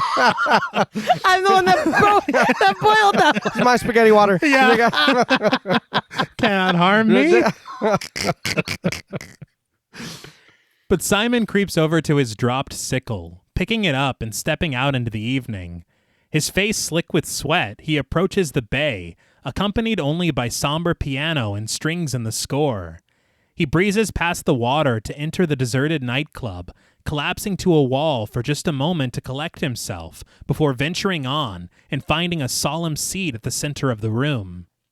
We flash back to earlier in the day, Bobby's butchered body resting in a pool of blood at the center of Frank's living room, and Frank's stern voice scolding, "You should have called me, Simon." Simon replies that there was no time, stating that one of them saw Donati's body and would have called the police. We pan across the tiled floor, from Bobby over to Brunhilde, as Frank understands that only would have complicated matters. But he orders Simon to pull all of the bodies into one room for now and dump them into the bay tonight. But he says after that, Simon will have to disappear for a while, suggesting for him to take a trip, anywhere, and to stay out of sight.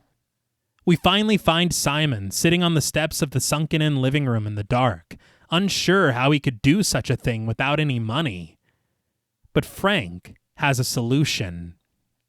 If Simon were to sign a statement where he'll sell the property that he's going to inherit to Frank, then he could probably get a loan from the bank.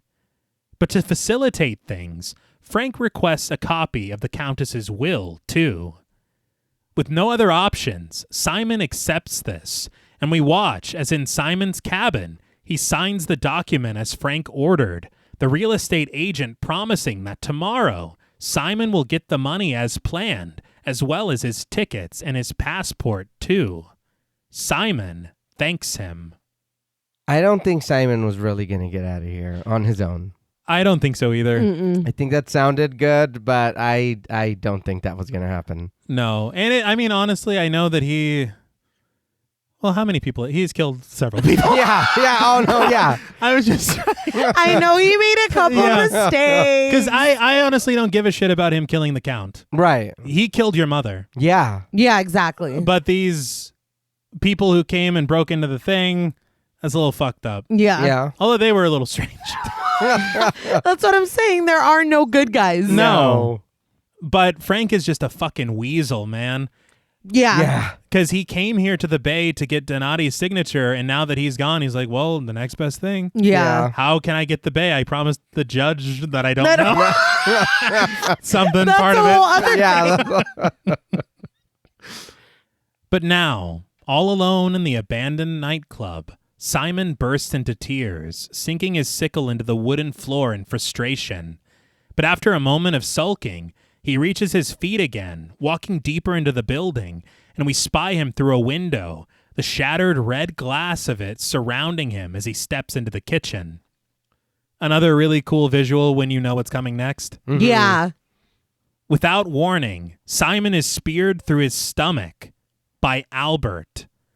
Pinned to the wall, blood pouring from his lips, Simon slashes aimlessly with his sickle before finally dropping it. Albert then backs away toward Renata, staring down at his hands, which are covered in the crimson of Simon's blood, and his wife beckons him to leave with her, as there are two things that they still need to do. I think that dude really died, man. That was crazy. He made some choices. Yeah. I was like, holy shit. But the score grows ominous as Albert joins her, and it is soon overtaken by sentimental strings as we pull back from Simon's body, his head lurching forward as he finally lets go of his tenuous grasp on this mortal coil. But standing on the docks, Albert fishes Donati's body out of the bay, the married couple then retreating to Frank's mansion in desperate search of the document that Simon signed. As Renata retreats to the bedroom to look for it, Albert finally finds it inside of Frank's snakeskin briefcase. But just as soon as he does, Renata gasps, "Albert, look out!" And before he even understands what's happening, a hand reaches for the breaker, shutting off all the lights in the house. Shrouded in darkness, Albert's frantic fingers find a matchbook, striking one, and bathed in a small golden glow, he creeps through the house, calling out to his wife. As he approaches a window, the shutters rattle closed from outside, with Albert looking on confused, the match burning to his fingertips. I don't know what that was about. I think this house is just also haunted on the side. Because I don't know what the hell. What the fuck was that? Dude, I don't know. On the side. It did. It did. That was outside. It was. Yeah. But lighting his last match, Albert uses the small light to guide his way through the living room. But just as soon as he reaches the drapes covering a doorway, the score sizzles suspensefully. And out of nowhere, lurches Frank. He bats the match away, the two men struggling in the dark, as Frank, armed with the pair of scissors, wrestles Albert to the floor. Frank is fucking invincible. Renata rejoins them in the room, and she watches as the shimmering blade is sunk into one of the men's shadowy bodies. Fear fills her face as a silhouette rises, carved out of the moonlight leaking into the room. But as the figure approaches her, she cries worriedly, "Albert!"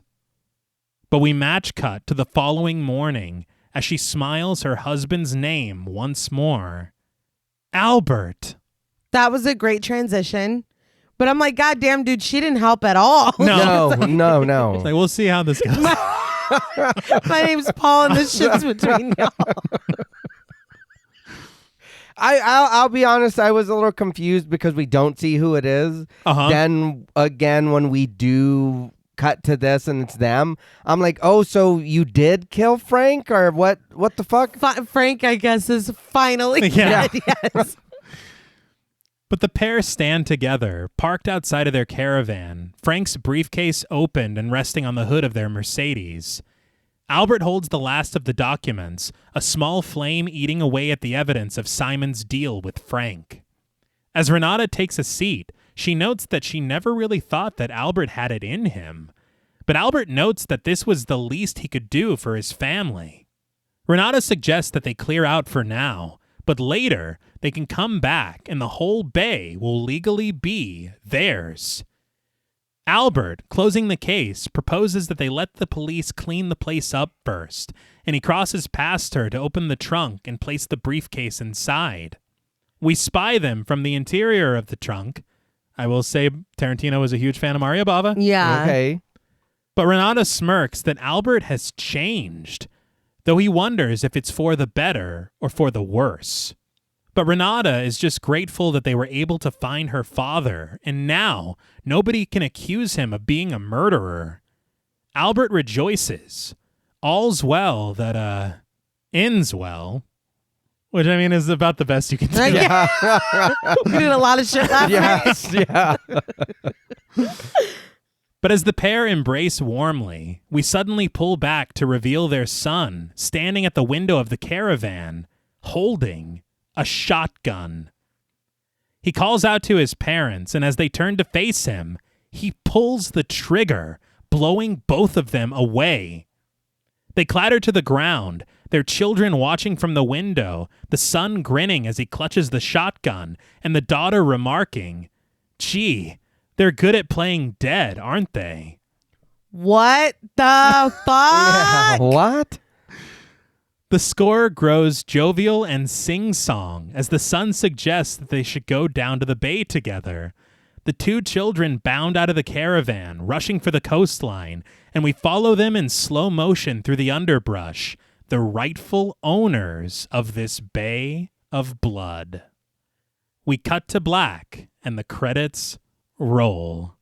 So, what did you guys think of A Bay of Blood?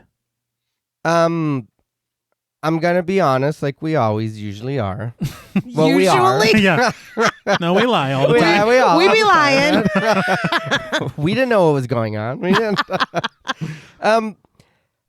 I know we set it up top. I do think that out of the Italian horror, this is probably my least favorite.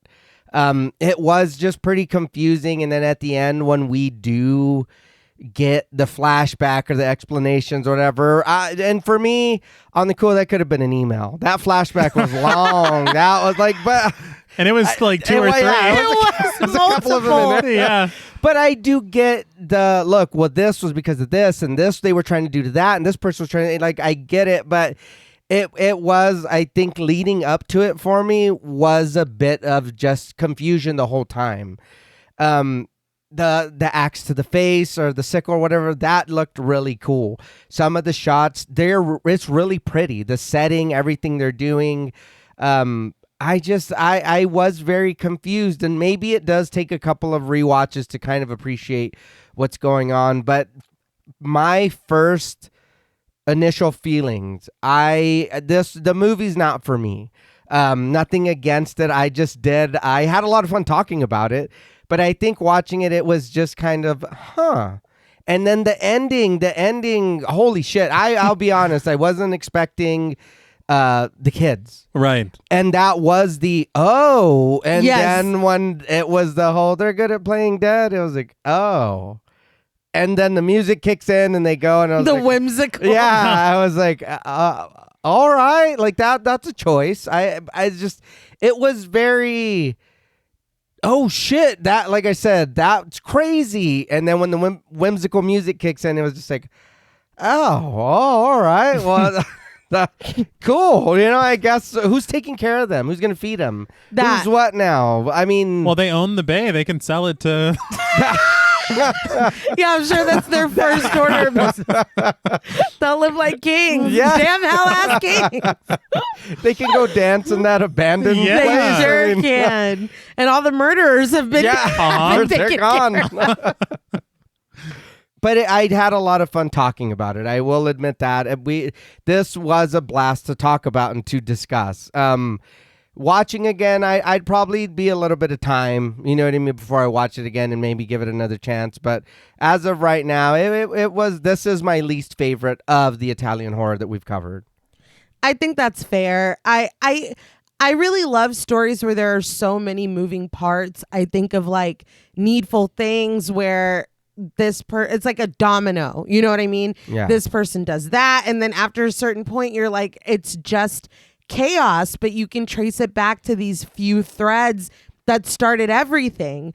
I feel like this kind of had the potential to be like that, but maybe it's something with the execution is a little unsatisfying. I don't really know what it is, and maybe that is something I can find on repeat viewings maybe. But I think that all of the elements are there. There's just something not quite gelling for me. Yeah. And again, I do, now that it's, you know, we've said it, that ending was so shocking and jarring. Mm-hmm. And it is, you know, all for a little bit of money. Yeah. And now look where you are, and look what it got you, and look what it got everyone. I mean, those elder teens weren't, you know, angling for anything, but they got swept up and caught in the crossfire, and it's like nobody made it out of this except for the two people in this story, besides those elder teens, who none of it meant anything to. Yeah. You know, they had no motives. They had no nothing. They're fucking children. And so it's like, I that's not lost on me, and I do appreciate that. But there's just something about the way that the story's told. And you saying that flashback could have been an email is fucking accurate and hilarious. And again, I'm not opposed to a story where there really is no one to root for. Right. Because there really was no one to root for here. Nobody was quote unquote worthy or good or without, I was going to say without flaw, but like murder is a really big flaw. Like all of these people except for Anna. But I mean, the effects were really good. Mm-hmm. Those wax sculpts, like all of that, I love that. I think that looked absolutely phenomenal. The music was really great. A lot of the acting and the voice work was over the top, but I think that's just really the vibe. You know what I mean? You have to expect and accept that for the type of film that this is. There's just something missing for me. And I think it is maybe the execution of the story. It almost feels like convoluted after a certain point where it's like, oh, we haven't seen this character in an hour. She's back and she was in on it too. It's like, wait, what the hell is going on? But no, I think that like you said, I had a fucking blast talking about it.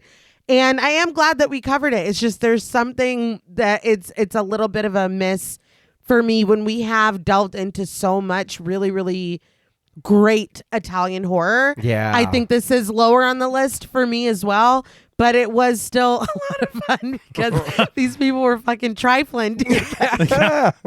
Each and every one of them. Yes.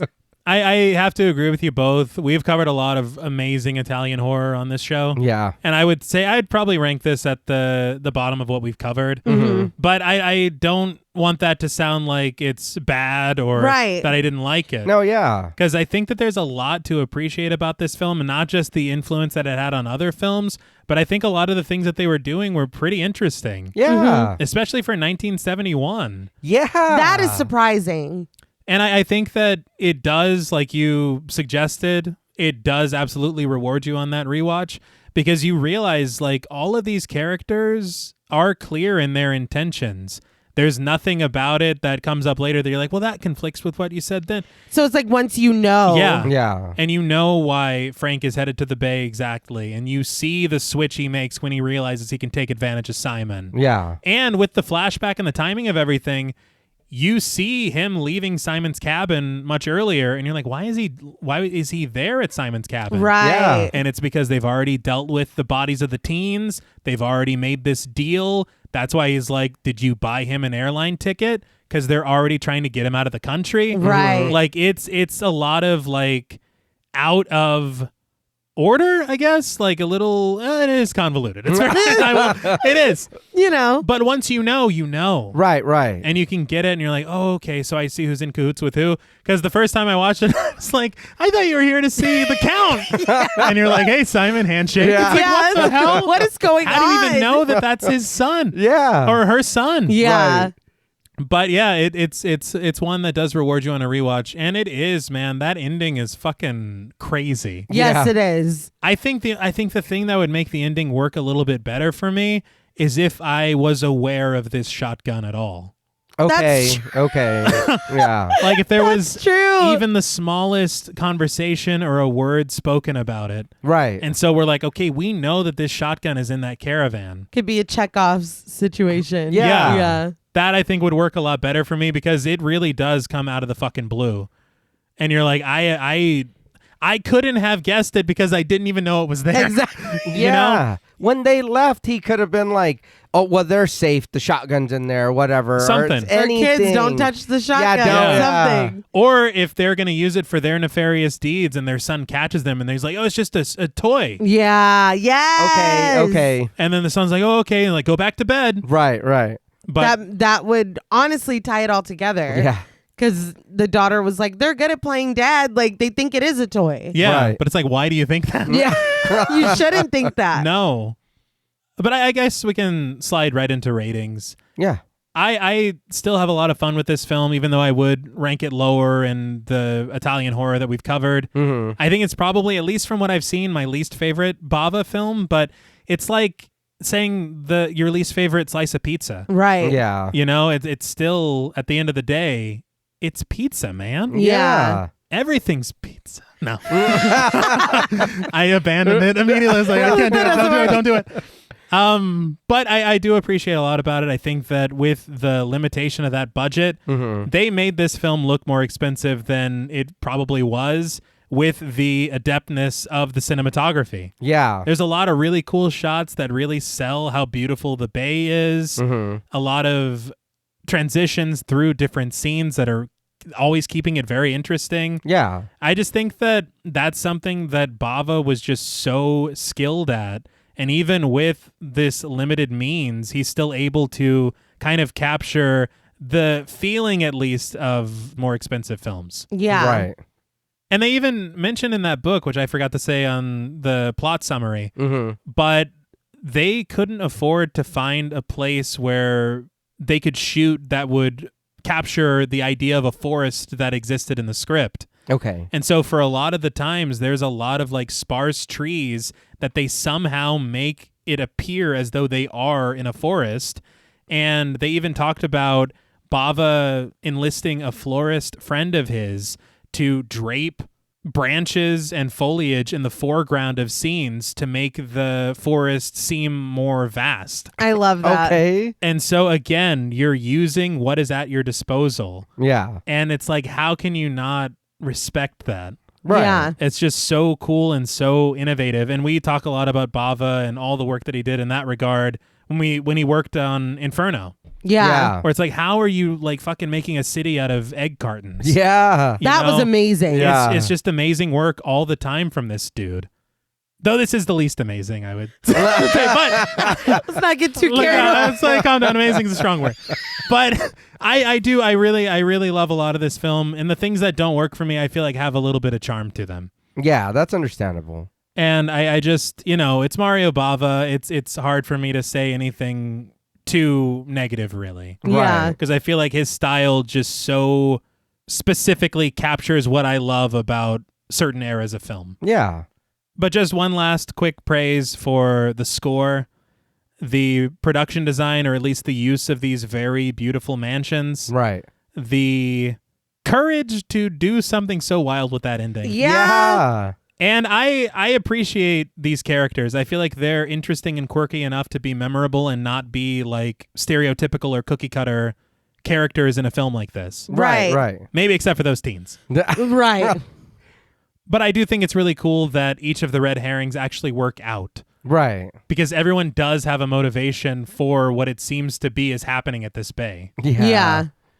But all that to say, for me, out of 10 inconvenient and illegitimate heirs, I am going to give A Bay of Blood 7.5 inconvenient and illegitimate heirs out of 10. I think that's fair. But I will now open the floor to you. I don't know if I can go that high with you, but I will be honest. I do understand and see everything you're talking about, the respect that with the craft they put into it, they love it. You can tell what's going on. I just didn't. The pacing was really weird for me. The ending, like I said, I don't know if it could have been maybe a different choice of music or anything else. I don't know, but it really did kind of dampen that ending experience for me. I think too, I'm not familiar with it, so a lot of just kind of like, well, what are they doing here now? Well, why are you here? You're swimming naked alone? Oh, you guys are over here. You just broke into, you know what I mean? There's a lot that was just happening here and there, and then sometimes it took us a minute to get there, and it was just kind of, like I said, more confusion until we get to that explanation. I like I said, I had more fun talking about it. A lot of fun talking about it. But I will say too, this is one of those movies, and seeing how Friday the 13th borrowed very heavily. Yeah. All like almost scene for scene, like what's going on. But it is like, oh, okay, I get it. People are paying their respect to what this is. And I think my score is just going to reflect that it's not for me. I think that and I hate saying this because I know I do it all the time, demons really, like, oh, it's really, so good. it's just like, oh, is that synth? Oh, do you have a samurai sword on a fucking motorbike in a theater cutting off heads? Like, it's just, there was a helicopter. Like, there's. Yeah, no, they nailed it. Even Tenebrae, though. Oh, yeah, Tenebrae. Yeah. I think it's kind of like that. It is, I understand the pizza. You know what I mean? But it is just cheese pizza. For me, anyway. But no wet, no steak. No. Yeah, none of that. Talk Mortem. Talk Mortem. Yes. $5 a month. That's all. Over 200 hours of content. Indeed. We'll get to that. But for me, on a scale from 1 to 10, inconvenient and illegitimate heirs, I'm going to give A Bay of Blood a 4.5 out of 10. I would recommend watching it if you've never seen it. It's a really pretty movie. A lot of the, Italian horror movies are like, this got to look good too. Mm-hmm. So I do get it. But it is, for me, honestly, on the side of more like, no, that was cool. And it was the same thing with Bubba Hotep. I seen it. I'm good. Yeah, I'm all right. Yeah, I agree. I'm not that low, but I do agree that this one wasn't, like we said, even T, it's like it's not up to the same, bar as other ones that we've covered. But it was still fun. I still thought the music was really good. I still really loved the effects work, like I said earlier. And I think I just really enjoy the level of drama that some of these performances bring to the story because it really is its own genre. It's its own vibe. Mm-hmm. And it's like either the vibe works or it doesn't. Yeah. You know what I mean? But yeah, this one was wild and it kind of kept unfurling into different versions of what we were understanding the story to be. And like I said, I do appreciate stories being told that way, but there was just something that wasn't quite there in this one for me. But I did have a blast talking about it.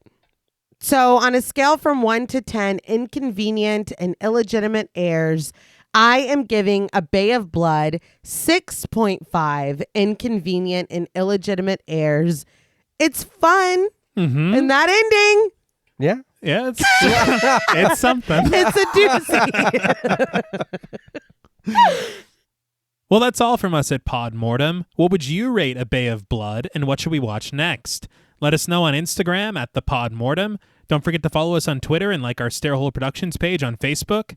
Be sure to follow each of us on Instagram and Blue Sky at TravisMWH, at Blood and Smoke, and at JuggaloDaddy84. Thanks again to Original Cinematic for sponsoring this week's episode.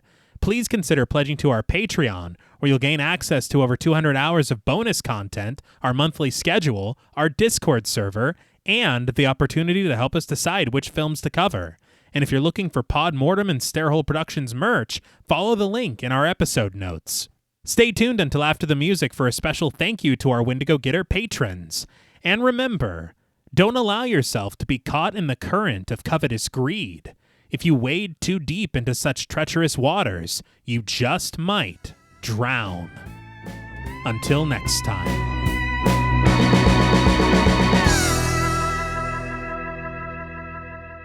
Thank you for staying tuned. We want to give a very special thank you to all of our Wendigo Getter patrons. Woo!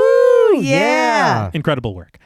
A special thank you to Chris Ontiveros, Kristen Lofton, Megan Martinez, Kimberly Bass, Sophie Hodson, Anthony Jerome M., Jordan Nash, Kent Morton, Lala Thomas, Travis and Nisa Hunter, Miguel Myers ATX, Jennifer Perez, Allison O'Neill, Carissa, TJ and Angie Bronson, Andy Teague, Applin Ontiveros, Karima Rhodes, Kimberly Kleindienst, Sydney Smith, Bobby Holmes, Donna Eason, JD Rezak, Molly Gerhart, Armand Spasto, Aaron Aguirre, Eggy, William Barry, Charity Oxner, Amanda Six, Mandy Rainwater, Eden, Jordan Roberts, Dylan, Liz Heath, Spencer Montalvo, Pancake the Panda, John Ramos, Michael Newting, Alexis Roberts, Dan Laveau, Itzy M, Gary Horton, Kate Lamp, Carlos and Sydney, Jessica Hunter, Helena Rudder, Alan Johnston, Mariah, Livy Fun, Scott Troutman Wise, Towton Watson, Mozzie Bear, Dave Burke, Emma Hagel Kissinger, Valerie G, Emiliana, CB, Taylor Santana, Will Lewison, Angelique, Smelly Poo Poo Head, Beth Bauer, Cookie, Esperanza J, Jason Kyle OKC, Joshua Rumley, Danielle Peralta, Brandon, Sawyer Reese Farr, Sahara, Girl That's Scary, Cassandra, Andrea Simmons, Ashley Higuera, William and Xena Rush, Ryan Brom, Megan Ochoa, Laura Lassiter, Eileen O, Marissa E, Henry F, Megan M, Strangely Sarah, Christy Beck, Nancy and Andy, Amanda Lopez, Andy Terrell, Jason Hanovan, Erica Morin, Tris Wynn, K.87, Mariah Jensen, Carrie A, Lonnie Lono, Pow, Kayla E, Maggie H, Murder Stina, Kristen Marcy, Ori 81 Boricua, Look Like That One Girl, Bog Boy, Felnez 63, Alita Pui, Probably My Jugs, Kate Thackeray, Wade Pack, A Lizard, Bay J, Jay Rich, Topher Williams, Elena Metler, Valerie K, Christy Lee Kruger, Professor of Humanities Laura McCarricker, Naomi, Josh Smith, Autumn Green, Abby Kopp, Crystal 831, Skank Sinatra, Morgan Alexander, Tony Osteen, Julie Fredborg, Rihanna S, Daniel Taylor, Anna Kate, Heather Ortiz, Kim H, August, Vengeance Spirit, Jenny May, Glittery Fab, Malik Caselli Armstrong, Scarly D, Toya Shea, Katie, Martin Shaw, Star, Tyler J, Cam Davies, Patrick Hoagland, Raven, D, Wesley Tart, Kristen Jackson, Jacob Nordberg, Spencer, Samantha, Damian Grant, Half Price Horror, Clemmy, Nisi Nay, Erica, Jason X Rules, Karen Burrows, Erica Norman, Stephen Rogers, Victoria Smith, Patricia A. Graham, Erasmo Pena, Daniel Wright, Tabitha Thomas, Richard Murray, Irene, Sally Slater 52, Jordan McCarthy, Christy Michelle Wilson, Rosalind Harnias, Emily Rance, Amy, Lisa and Kathy, Mike H, Christian Sadler, Hannah, Sarah Jack, Casey L, Evelyn Knight, Paula Garcia, Nikki M, Ghastly Grandad, Megan and Alexandra Saldivar, Lisa Sykes, Sonny Jonas, Kelsey Niemeyer Cook, The Face Flowers, JG, Morgan Novello, Ashley, Alex M, Brandon C, Gordon Sutherland, Georgia Rinland, Ashley Poe, Najee P, Seth Schaff, Diana Joe, Connor Gormley, Carrie Parker, Katie Face, Jane Pillsbury, Caitlin Asher, Mia Franz, Pooh Bear, Spicy Caldera, This is the Zodiac Speaking, Jason the Ghost, Moldy Tic Tac, Brian Ward, Tanner Rutgers, Gremlin Keeper 22, Sam Spade 666, Veronica, Kristen Rhodes, Daniel Laurent, Carmito, TVR, A Very Sweepy Baby, Randy Tucker, Nicholas Rage, A Lazy Boy, Nicola Williams, Sadison Miles, Jasmine, Stu Corbett, Daniel Smith, Brick O, Pull Out Lebowski, Jaden Nicole, Jody Grody, Lost Fan 08, George L. Robertson, Mercedes X Bleeple, Joel Miller Apologist, Jaylene Perry, Cool Trainer Elijah, Mrs. Bloomingdale, Sierra Duncan, Claire Cantwell, Renee Hart, Meg Like Sleep, Final Boy, Alani, Nosferatu, Elizabeth Thompson, and Joey. Thank you all so much. Yes, thank you, thank you, thank you. Thank you. We appreciate each and every one of you for keeping us afloat. Aww. You know, like in a bay, Right. Yeah. Of water. preferably. Until next time.